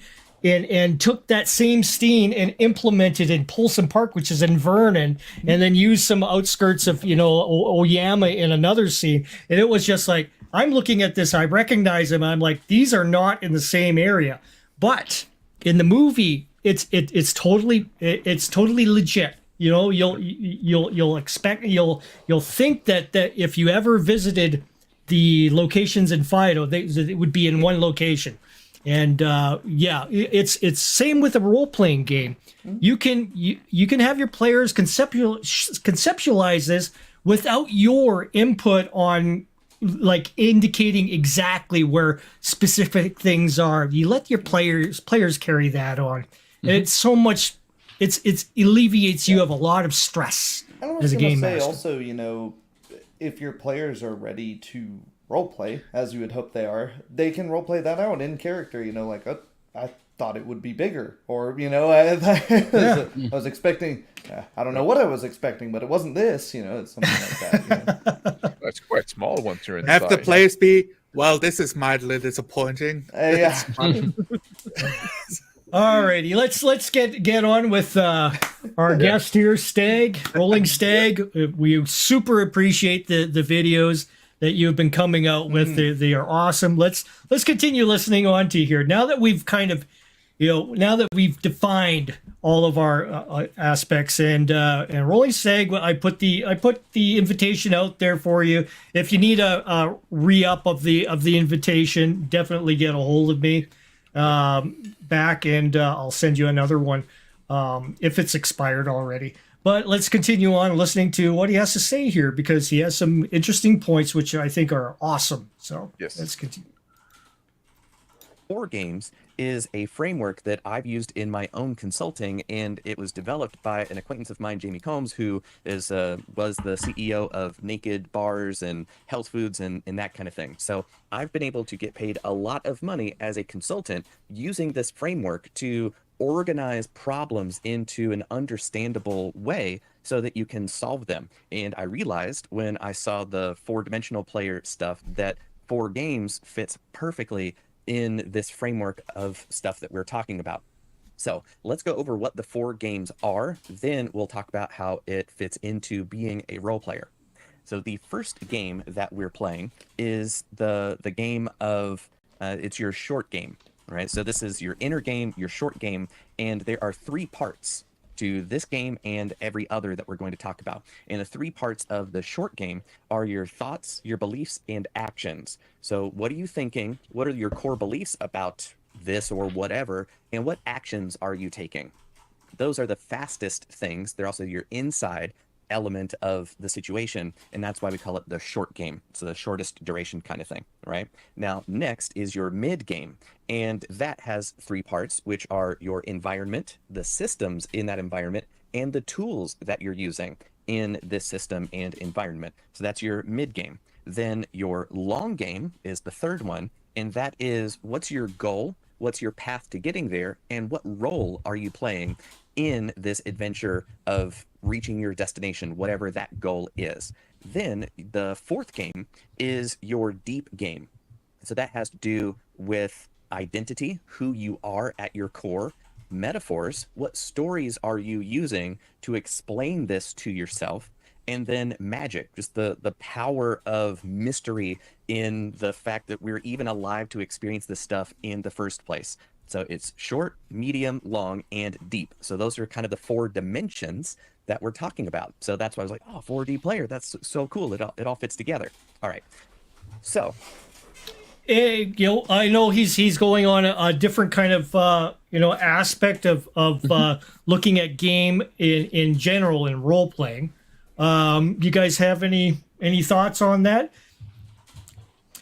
I think it's really interesting how close the first one, the short game, is to where are you and what are you doing. Mm-hmm. It just seems to have the added aspect of your character's inner monologue and that sort of stuff. When I was talking about that, I was also thinking a lot about like a burning wheel with the bits, which is believe, instinct, and trait, right? Yep. That would be like, and I think those I can absolutely see where it's going with that. As for role playing, because like those are things that you should fucking consider when you play. Like when we talk about 3D and 4D, we're talking about like portraying a character, which should be like a person, right? Like you're not just like you're not a character sheet, you're not just a set number, you're not a character class, you're a person. So you have those 4 games talking about. That would be that. So I would be a great framework to depict a person. Think about those things. Yeah. Yes. And I think that would be super helpful for the litany of people that's are out there that they pick your D&D that play. The fighter's so boring. All I get to do is hit stuff, and it's like, well, that's because you haven't made a character. You've just filled in all the blanks that the game asks you to fill in. You need I think mid or long game, he said, you need a goal. Your character needs a goal that they're trying to fulfill. They need to have, these deep, maybe they don't develop those deep beliefs about, the world and the way things work. Maybe that never apparates or maybe it's something that drives the character from the get-go. Who knows? Yeah, D&D does have a system for that. You have your quirks, you have your flaws, you have your goals that you write down. It's on your main character sheet, written down. But often they are like created in a vacuum without your DM, without your group. So they don't come up naturally. Like it's very hard to fork them in there. And there's no mechanic attached to that. So if you're just playing a 2D game, right? If you're just playing a 2D game when you're trying to win, those things are basically useless because there's no system. They don't give you advantage, stuff like that. They don't help you win the game in a 2D sense of winning the game, right? The 1D sense of winning the game is getting the most laugh around the table, probably, right? Or finishing. I can tell you which system helps you win the game. It's in the background. It's your survival. Your survivor, it's called the which one was it? I think like the hermits. Like you can always go back when you traveled. You will always find your way in the wilderness back. Oh, that's the one. Everybody picks that one because they don't want to get lost. Like okay. Well, depending what the GM like N-Wave, right? Yeah, exactly. Yeah. I don't want to stumble over an adventure. I want safety at all times. Yes. Yeah. Once your goal become to role play a character, a believable person, then the whole fucking game changed. Now you become a role player. It changes it completely. The goal is cookies, Little Phil. Phil's so funny. Collecting inspiration points. He's one of our goody guys, our good guys for like. Oh man, he's the 4D villain. That's what he is. He's phenomenal. He's everything. The funniest guy. On any game. He plays great characters, like quirky, weird, and man, it's great. Yep. All right, let's continue on. Think of you as a person, the whole context of yourself. And in your short game, you've got lots of beliefs, you've got many thoughts that happen on a recurring basis, a lot of self-talk. And what actions are you taking on a daily basis most days, right? And then So because we go ahead and stabilize ourselves in the session 0 with a lot of this kind of stuff, even our short sessions can be very enriched with a lot of character development, flaw, that sort of thing, just on the get-go. So I've seen, I think in Phil's Wild Hell, we were showing a lot of flaws in our characters and things that like, even though it was a rather short game, you could tell what our characters were about, and how like my character was I was a former leader of a planet, charismatic kind of thing that had his goals and stuff, and you could see them coming out as I was kind of working my character with the rest of the group and giving hints to how I operate as I'm talking to different characters in the game, like each player in the game or NPC. And that is key, to know what your character's motives are about, even in the short game, because you may come up with some opposition with some other players, which makes such a sweet moment, a lot of sweet moments in the game, where there was a lot of, do we let this guy die, or do we risk going down there to go ahead and save him, that sort of, those queries that, that come up, you have to know what your character, whether or not you as that character would actually go ahead and risk your life to help that character down below who's having an issue, trying to get to the shore. Rick, by the way, talking about Wildale, and since Phil's in shot, we still need to do the 5 years later game at some point. Oh, yeah. 5 years later. Yeah. Totally. 5 years later. I can imagine that. Oh, boy. Yeah, when you've been kept as a slave. I've been going out in the mountains. Yes, that'll be, oh, boy. There's a new pod dropping. Yep. Yeah. 5 years later, it's just a skeleton on the floors. Yeah, a fair number of our characters, are skeletons on the floor in that one. Yeah. What Romayo? Are you? Sorry, I was about to reply to a comment there in the chat. Okay. Sorry. Let's bring her up. I'm not hosting here. I'm sorry. I'm used to host.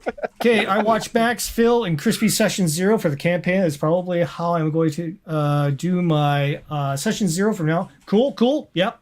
Yeah. And we've been criticized for Session 0 for going too long and stuff like that.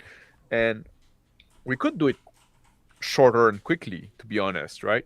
But Phil at some point telling somebody, because we don't hate each other. So we also enjoy part of the enjoyment. Yes, that's call it our 1D set parts, I guess. Yeah, exactly. That's what I was, maybe. I was gonna say, you get all of the fulfillment of the 1D 2D stuff in your session 0, and all of the the pre-constructed, pre-written stuff, if you like. I'm doing air quotes, which you can't see that they are. Is done in your session 0, right?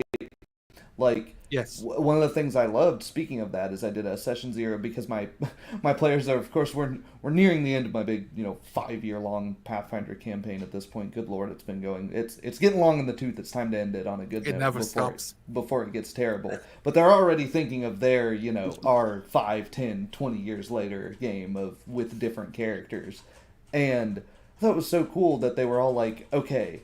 So we're all in a graveyard for some reason. None of us know each other. One character's coming to meet mourn his dead wife before going on a journey to find a missing student, and another guy he was a paladin and he was dead, and for some reason he just wakes up and pops out of the grave, and I'm like, this is so cool. You guys have made it in media res, and I haven't said a word at this point. I'm just like, what do you need me here for? Oh, man, it's great. And like the session 0 we did for the Horizon game we're doing now, right? we literally went there with nothing. We have to discuss what system we're gonna use and what what setting and what what tone, right? Like so we didn't like when we did the session 0 with the Fervent Citadel, we still need to do. I'm gonna come back to that. I'm working on it, the system now, right? But I had like a premise, but then like we defined the detail, right? Just like he only took 7. But in that 7 hour, we haven't defined like system as well. We created like system for the. We actually did, yeah. Created the whole game system. Yep. Do you find that? I mean, a lot of people may say, "Okay, well, you spent 7 hours doing a whole bunch of co-creative, like creating this whole thing. Was it worth it? Like, is it, do you feel like you've wasted your time, with 7 hours doing all this stuff, or?" No, because that's the thing. Like that's what I'm saying. Like we don't hate each other. Like it was we had a good time, right? Exactly. It's relaxed. We make joke. We explore different idea. We say, I'm not too sure about that. Well, wait, what about this, right? And then we figure out something, right? We're just like, it's not. Why is it wasting time? Exactly. Some people may think that way. A session 0 lasting that long. Oh, what do you guys accomplish? You accomplish a lot. You accomplish some of the framework, which is crucial for that entire, however long you're going to go with those sessions. It's already been built, so it's this is not your workplace where you're like jumbled together with 20 other people to realize a project, and like none of you know each other. You don't even know like what their qualifications are, like what their parts. Is he the math guy or the physics guy? Does it matter? I don't know. Like, no, you come together for one goal. We're here to roleplay. And session 0 is how do we achieve that? I want to play in medieval fantasy. What about like a sci-fi fantasy? Yeah, sure. Like you hash those details out. And that's fun. My style, I can go through 2 6-pack in 7 hours. Yes. Max's big guy.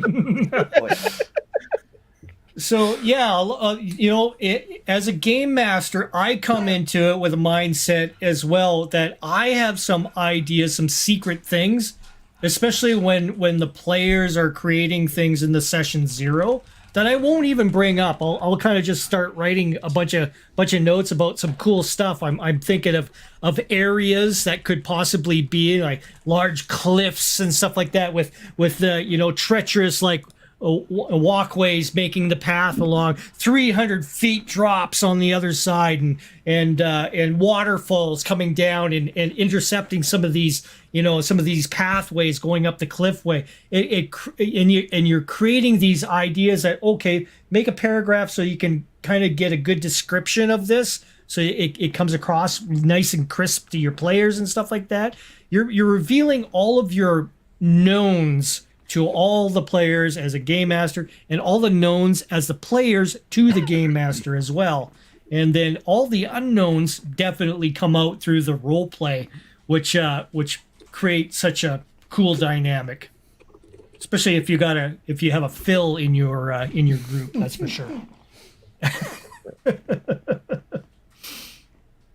He brings a special sauce. Yes. You want to play the rest of the video, or will you? Yes, let's continue here. Yep. Yeah, I have it on a little faster speed here. Sorry. Navigating through what systems are you using at a daily scale, and then what tools are you using? Well, it could be a car, a computer, video camera, watching this on a phone, all sorts of different tools. And then what role are you playing? You could be a dad, you could be a husband, you could be a student, all sorts of different roles that you could play. Can we and you've got different goals now? depending on what environment. Sure. Like he says, like I think it's the medium section, like what system we are playing. Like in a role-playing game, I understand what it means, but in his example, I'm really confused on how that implements. Like what can he mean by that? What system am I using to organize the day, or probably to things like workflow optimization. How do you operate the world, right? Just like How do you resolve problem? How do you approach a new situation? Stuff like that, right? That's what I guess that's what he's talking about. From like a business perspective, like your, what point of sale system are you using, your task resolution stuff, things like that. Okay. I think you can also go over like almost your like, are you a very emotional guy, or are you very like rational, stuff like that, like all kind of like a psychological system you use to face a new situation. Like I would extend it to that level if it was me. Yeah. So when something pops up, I go back to my system and go through step by step and see. Oh, okay, I can do this in this situation. Okay, I see. You're talking about in your mid game. So you can see that all these games are showing up in different contexts of who you are as a person. Right? Is all that making sense? And I hope so. If not, let me know in the comments after you watch the whole video. Right? So you as a whole person have a lot going on. You have a lot of games going on that you're playing. And then let's talk about the context, the environment of being a role player. Okay. So when you are a role player, what role are you playing in the context, the environment of this event? So you're now a player, and you've shown up at your friend's house, or you've logged into whatever virtual tabletop platform you're using, and you're now a player, whether you're the DM or a player of the characters. That's the role that you are currently inhabiting, is person who plays role-playing games. And then the tools that you're using could be paper and pencil. It could be that platform. What system are you using? That's what game are you playing? Are you playing Traveler? Are you playing Dungeons and Dragons? Are you playing any number of games that you could be playing? That's the system that you're using. And what environment are you in? You might be at your buddy's house. Again, you might be using the tool of the virtual platform. And then what thoughts and beliefs do you have? Well, the belief is, as long as everybody's having fun, we're doing it right, which is actually wrong. And I want to do a whole video about why fun is the worst goal that you could have about playing role-playing games. But that's a whole other video series of videos, whole channel. Anyway, so you can have thoughts like, I'm looking forward to playing with friends. I'm looking forward to this adventure. All those thoughts filter in. And then the actions that you take could be rolling dice. It could be speaking out loud, being in the role of your character playing this game, right? And then the role is that, but the identity is, I'm a person who plays role-playing games. So you can see how all these different 3 dimensions of each game change when you're talking about the context of sitting down and playing the game. Then the third layer, right? So you've got the first layer, the first all-encompassing context, which is you as a human being. Then the second context, the smaller frame, is somebody who plays role-playing games, and then what that looks like when you're doing it. Then the third context, the even smaller frame, would be the character that you're playing. So the short game of the character should be the thoughts, beliefs, and actions of the character. And then their mid game would be, what environment are they in? Are they on a starship? Are they on a planet? Are they in a dungeon? What systems are they using? Do they have a way to approach problem solving? What tools do they have? What does that mean? A blaster and a communications device? Do they have a 10-foot pole for the dungeon? What are the tools? What's your inventory for? So I think a lot of this, once again, is in our gaming groups. We settled this all in the basically in the session 0, and it's been settled. Yeah, it's been settled, so we don't have to. Your short game, if you're just doing 1 session, 2 sessions, 10 sessions, it's all open. You can continue on with those characters as long as you want, or as short as you want. Even as you are playing, there might be you might end up switching up something, because sometimes you may have an idea when you're in your session 0 and of what your character is going to be like, But until the first session comes up, there's still a lot of questions on how you're portraying that character, and you might find you'll have a natural voice that comes out through that character in what you do. Not in like acting or anything. It's just how you portray your character. I mean, there's different ways you can go about it. You can be very, with your grounding, with your anchoring. You're going to have different things that you bring up that other players will key in on as well as you're doing things. You're bringing up that special toy, or you're bringing up something that some other character may ask a question about and bring up a conversation. And then now it's going to kind of catch you off guard, but you are prepared for it. But how you portray that physically in the game with other players is going to come out maybe not exactly how you perceived it in the beginning, but it's okay.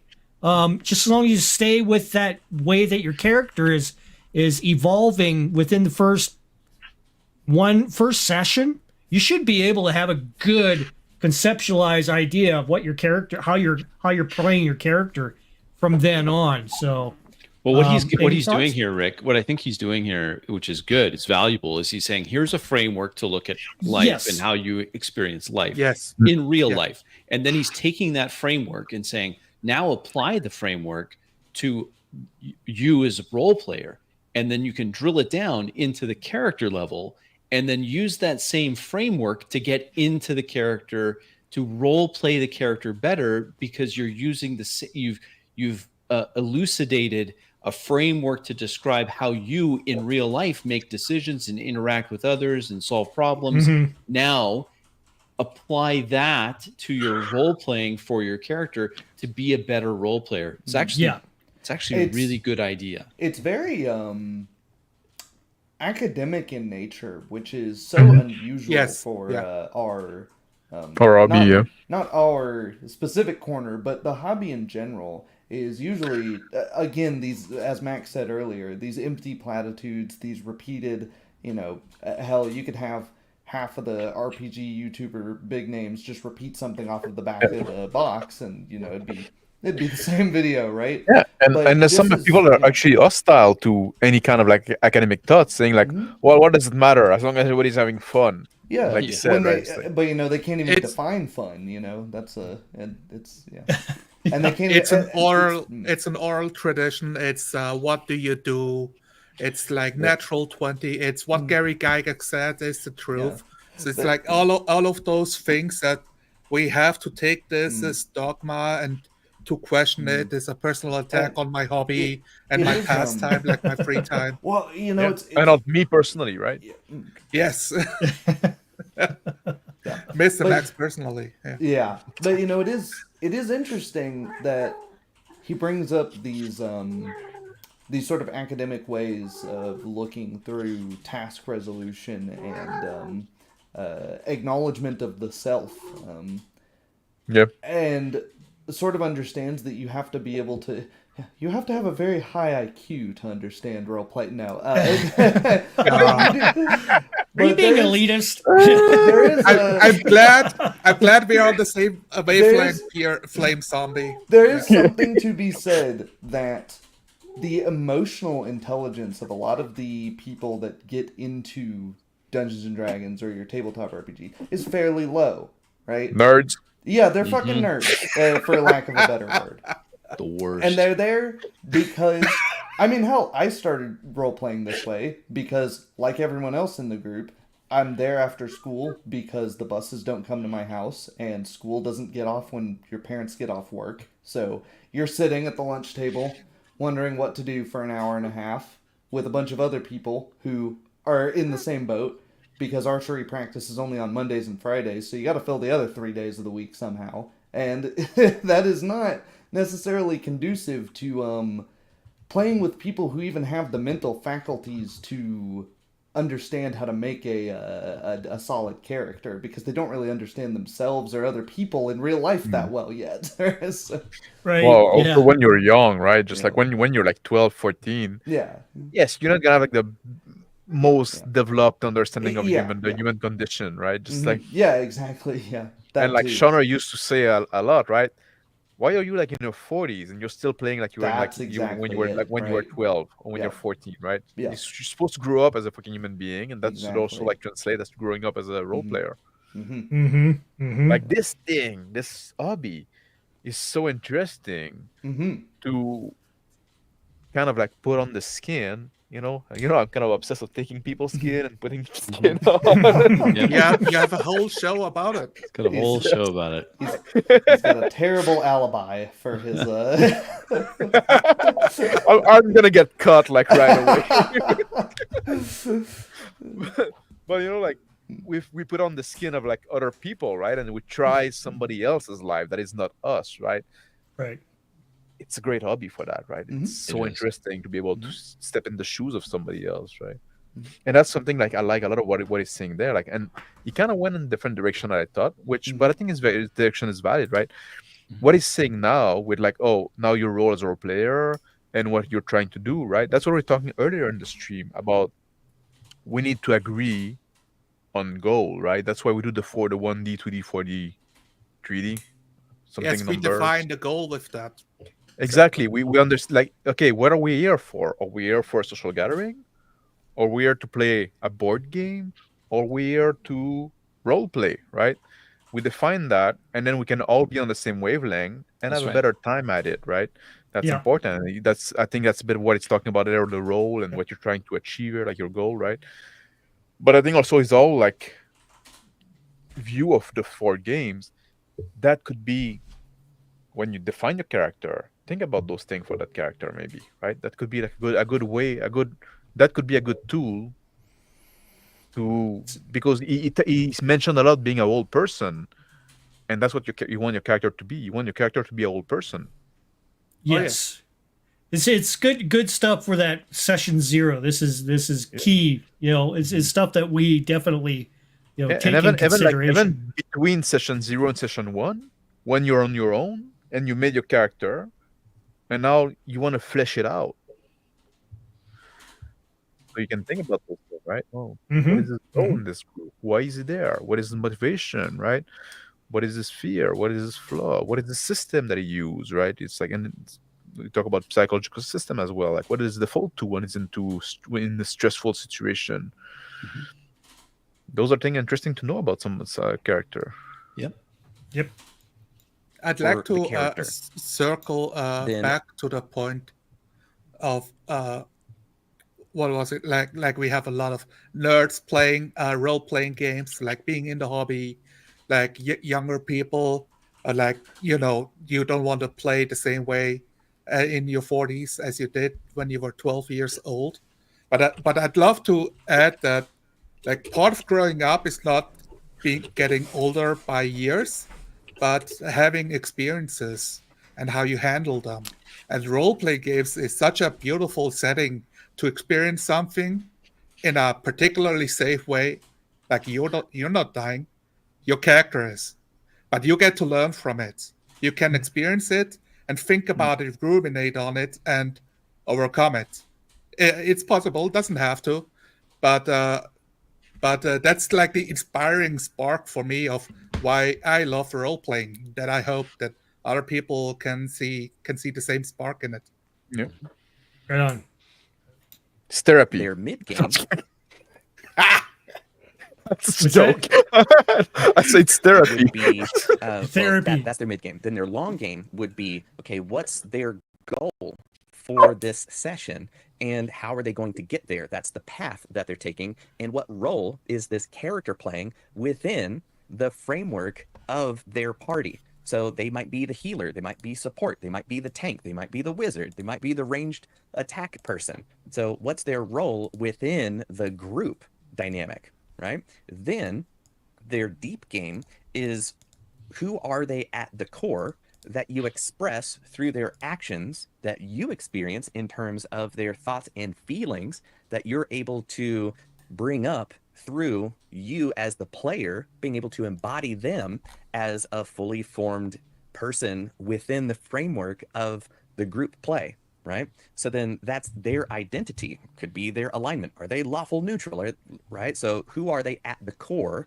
And then what stories are they telling about themselves, about the situation? Because the stories that we use to tell ourselves what's going on dictate how we believe we should behave in this environment, right? And that's taking a step back, why we call it 4 games instead of the 4 battles, the 4 zones of warfare, the 4 challenges. There are all sorts of different metaphors that you could use to explain what this model is and how it could help.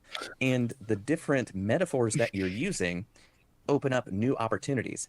So when we call it 4 games, it communicates that you shouldn't take it too seriously, that it can be playful, that there's a certain freedom to explore, versus if this was battle, then it's more high stakes and win lose, and I have to win, that means you have to lose. And that's why the metaphors that we're using are so important. So a 4 game player is able to fully embody that smaller 3rd layer context, to fully embody the thoughts, beliefs, and actions of their character that has this inventory in this space using this system. And this is their goal. This is how they're going to get it. And this is their role in making that happen. And this is their identity. This is the stories that my character uses to explain why they're a good person or not, or why they're on this adventure, and the magic and mystery of what's going to happen next, and the deep, profound experiences that you, the player, can have through the lens of being this character. So as you can see, this is a very kind of abstract. So yeah, it's good. I find that a lot of the magic happens with when the characters come together and start conversing with each other. Just the same as with our 4D example. I was out of the like as a game master, I wasn't the big talking head. I just let you guys continue on in sequence. You guys carried on conversations with yourselves and caused a mix. There could have been, maybe a character may have been like more evilly aligned or something.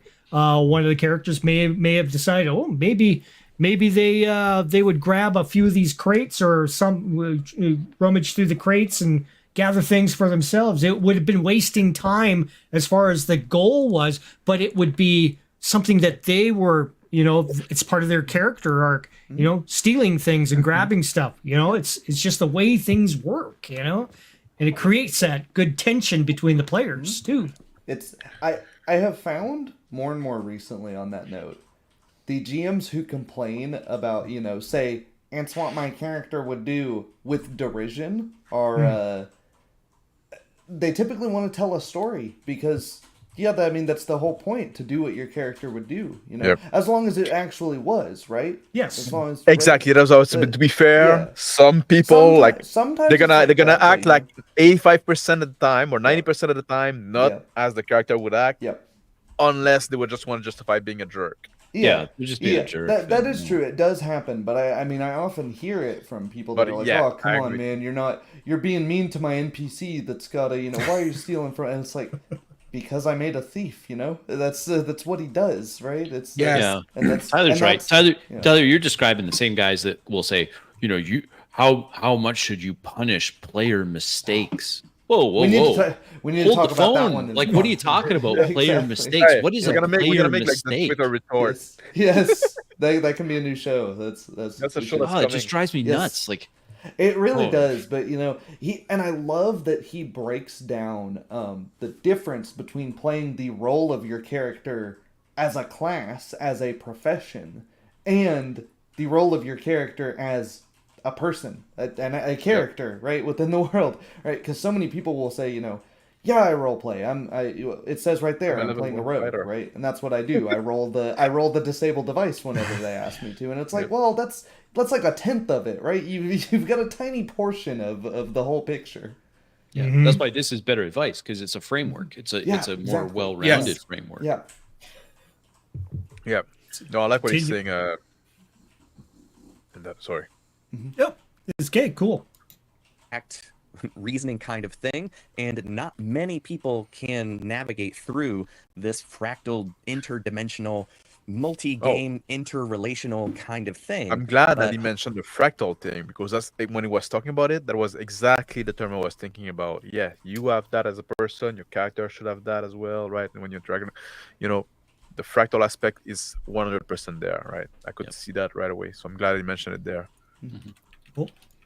Hopefully you're still here. Hopefully it makes sense to you and you can be a 4-game player. So what questions do you have? Does this make sense to you? Now's the time to sound off in the comments, because I genuinely want to hear from you. And yeah, definitely. If you have any questions, I will link this down in my description anyways. Yeah, more people should watch this. And more people should subscribe to this guy. I think he gets it. Yeah. He's like another kind of tome of lime, kind of coming up with these inspirational ideas. Different ways of thinking. That just pops up from the void, and it's like, where have you been living all these days? Yeah, he's like already three parallel universes ahead of most people in the role-playing scene. Okay, we can actually talk about what role-playing means on the internet and have a dialogue with people and figure this out. Awesome. Yeah. It's a workable framework. Like, it's actually something people could do. It's concrete. I think it's excellent. It's rare that we have like, am I gonna be mean? Yeah. It's rare that we have it's rare that we have useful advice in this hobby. I'm gonna say that. Very rare. It's true, yeah. I would definitely like to have him on, like, as a guest with maybe with the committee with us. to judge him as he makes his case in front of us, and we give him a grade. If he gets to join or not. That's not what you wanted to say, Rick. You have something else? That's the thing is, even though we have this group that you can come in and do some practice with us, it's not, we're not charging for it or anything. We're doing this out of to improve the hobby with with some great ideas, and for it's for the players out there that really want to delve into the role play, being a character.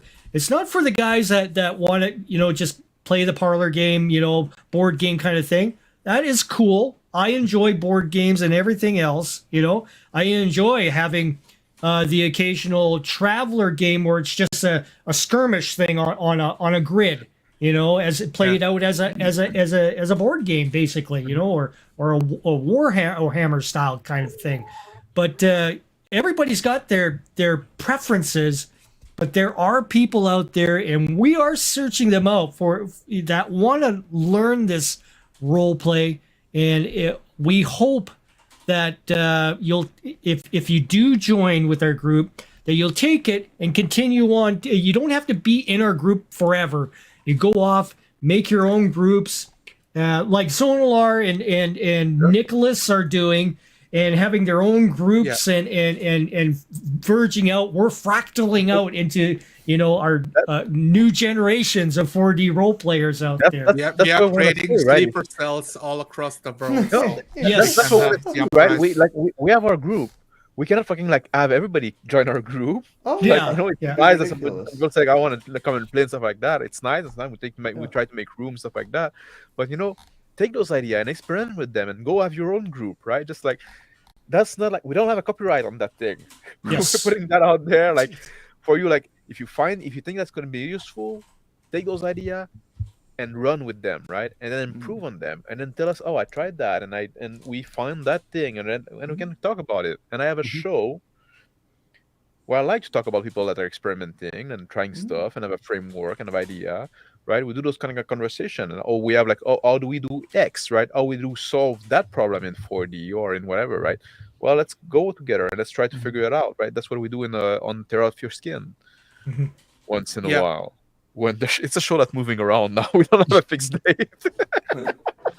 All over the place. Yeah, it's all over the place. Role playing is open source. You can just share the code. I mean, yes, just talk with people. it's difficult because you have a group. It's like 4 or 5 people, sometimes 6, and and that's the guys you play with. How often do you get the chance to sit in on another guy's table and learn from what he's doing? And how much experience does he have? Like, where did he get to learn? That's very hard. This is why it's so important to have like a talk show, to go out and meet people and talk with them about how to roleplay. And the few times I will join Max in being mean, and the few times that you do have able to sit at somebody else's table, maybe going at a game shop to buy a model kit or some cards or something, and so there's a game shop session of D&D going on, and you listen to just 5 or 10 minutes, and you're like, "Good Lord, are my games that bad?" That's the only. You have the sense of dread. That's the only Vietnam flashbacks. Contrast. Yeah. Oh my God, the terrible accents ringing out from across the game shop, making you think, God, I hope I can find whatever I need quickly so I can get out of here. So our bro, the man formerly known as Crap Phone, says, best way to grow this is to let people role play with you and then go out and spread it with their friends. Of course. And this is tough to do on your own as someone new to the group that doesn't know how. And which is why we presented a lot of our live plays online, so you have examples. Yes. And so you can pass this on to your fellow player and say, take a look at how Crispy does his anchoring, or how Phil does his character arc. Does he turn evil, or does he there's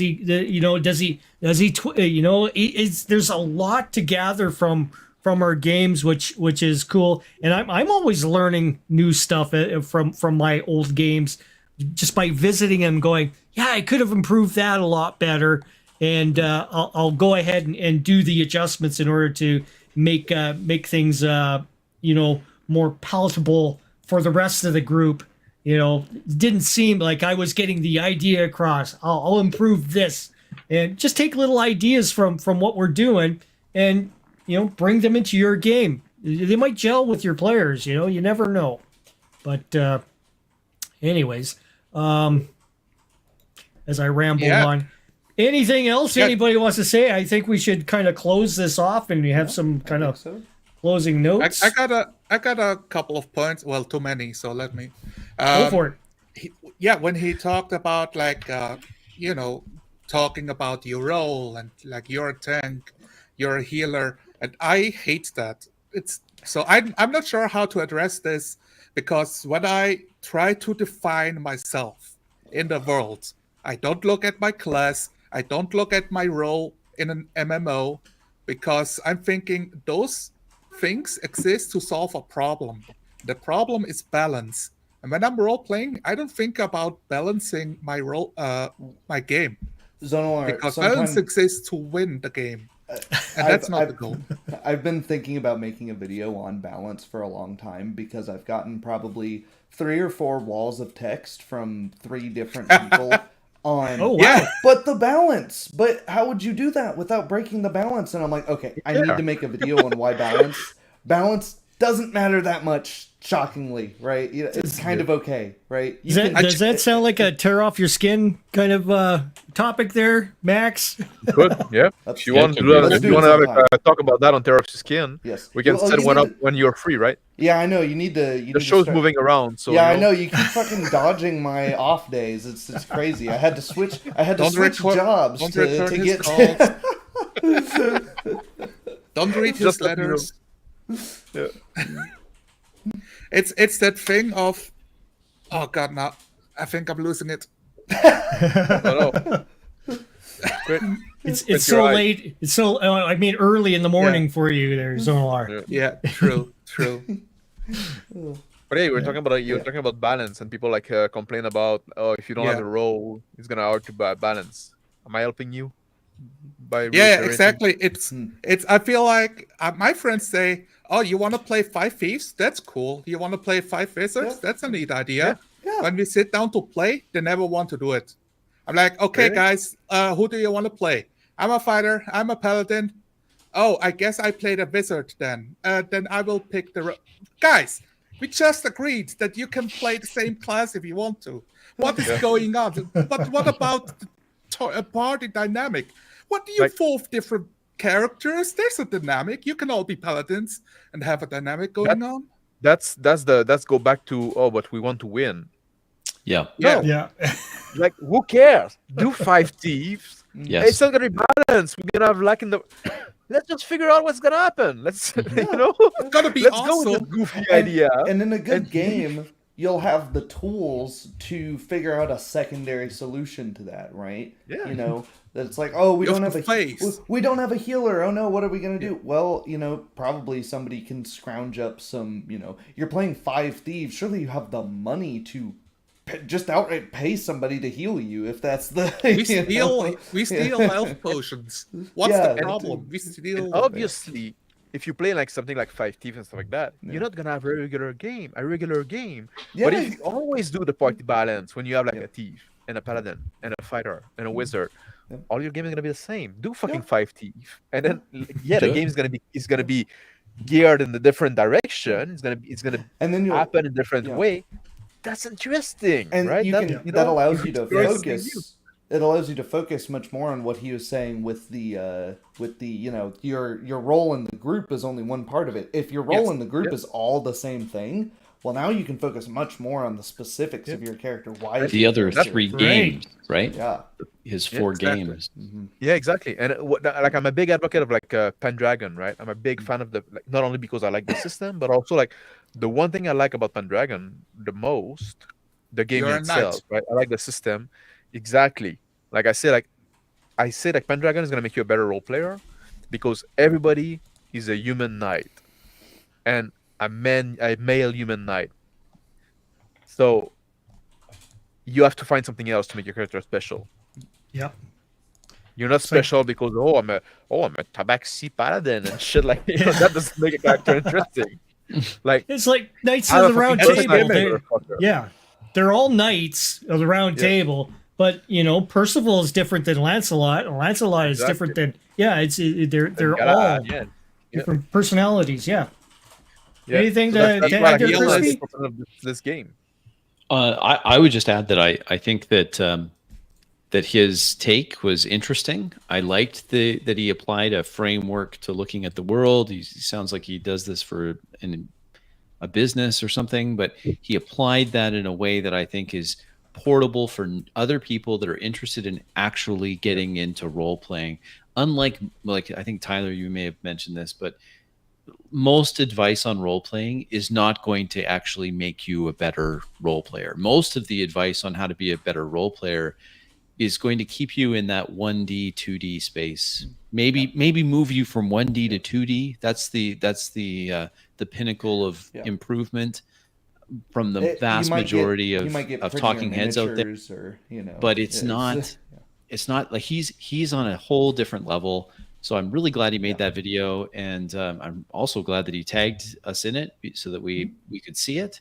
And I'll be subscribing to him and following his other stuff. I think he's got a good take. Yeah, that's good behavior, people. Like, if you want to make a video talking about 4D, tag us in it. Bench, you can say our name. Yeah, you can tag us. We'll like most of us are not mean. Like, I'm a bit mean, but the rest of them are pretty nice. I've named my whole show Aftermath because I'm coming after the crimes of roleplay that I'm committing in my games. That's the whole goal behind it, and it's a great way, a great tool for viewers to see. If you record your games, you can then record yourself looking at your game and talking with your friend about it. What did you think about this? What did you think about that? And you know, if you're friends, you can jab each other. If it's a stranger on the internet, it's much harder to take criticism. Mm-hmm. But taking criticism is the way to improve. I like this comment by Space Rudy. Somebody awesome. that can read it. Yeah. Ability RP also relies on GM restraint. I highly. This was my problem. This was my folly for so long. Yep. And my restraint and my also, you know, my ability to stick to my rules was one thing that got me over that hill too. Yeah. So such a common problem. Huge. GM that are control freak. Yep. And I'm gonna say it right there. If you do most of the talking as a GM, you're doing it wrong. Yes. Yep. Learn to fucking shut up. Yep. Yeah. It's hard. I'm still working at it. It's hard, but it's worthwhile. Yeah. All right. I want to add, if you're a new GM listening to this, you just happen to stumble upon this. I want to role play. It just happened about over 40. Don't look at adventure books as this is my Bible on running the next session, because they are giving you all of those things we warn you about.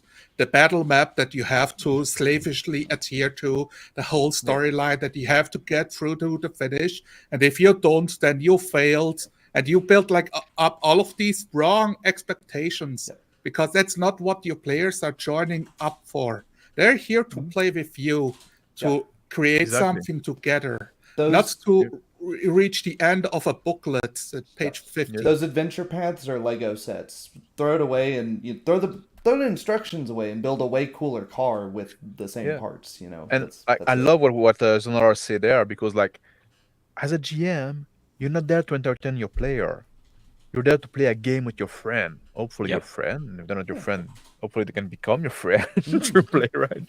But you're there to play a game, right? And making stuff up as you go is part of playing the game. It's like, and maybe the thing you're gonna come on the fly is not gonna be the coolest thing ever, but it's gonna be cooler still, because you just went with what the player was giving you and you just like reacted, right? Just like don't try to be like they're like, oh, I need to be so entertaining to those guy that came to my show, right? That's not how it goes, right? You're just playing a game together. Take the pressure out of you a bit. Mm-hmm. Yep. I'm gonna be on Friday, by the way, this Friday on the Legend of It channel. I'm gonna be back there to talk about zero prep GMing. Oh, good for you. That's right great. on. Yeah. You and Phil have done that like to the extreme. So literally zero prep. Like here it is. Literally zero prep. Like we just decide like half an hour before going live, oh, let's do a game, and we roll for what system we're gonna use and what setting we're gonna use and who's gonna GM, and then we go with it, right?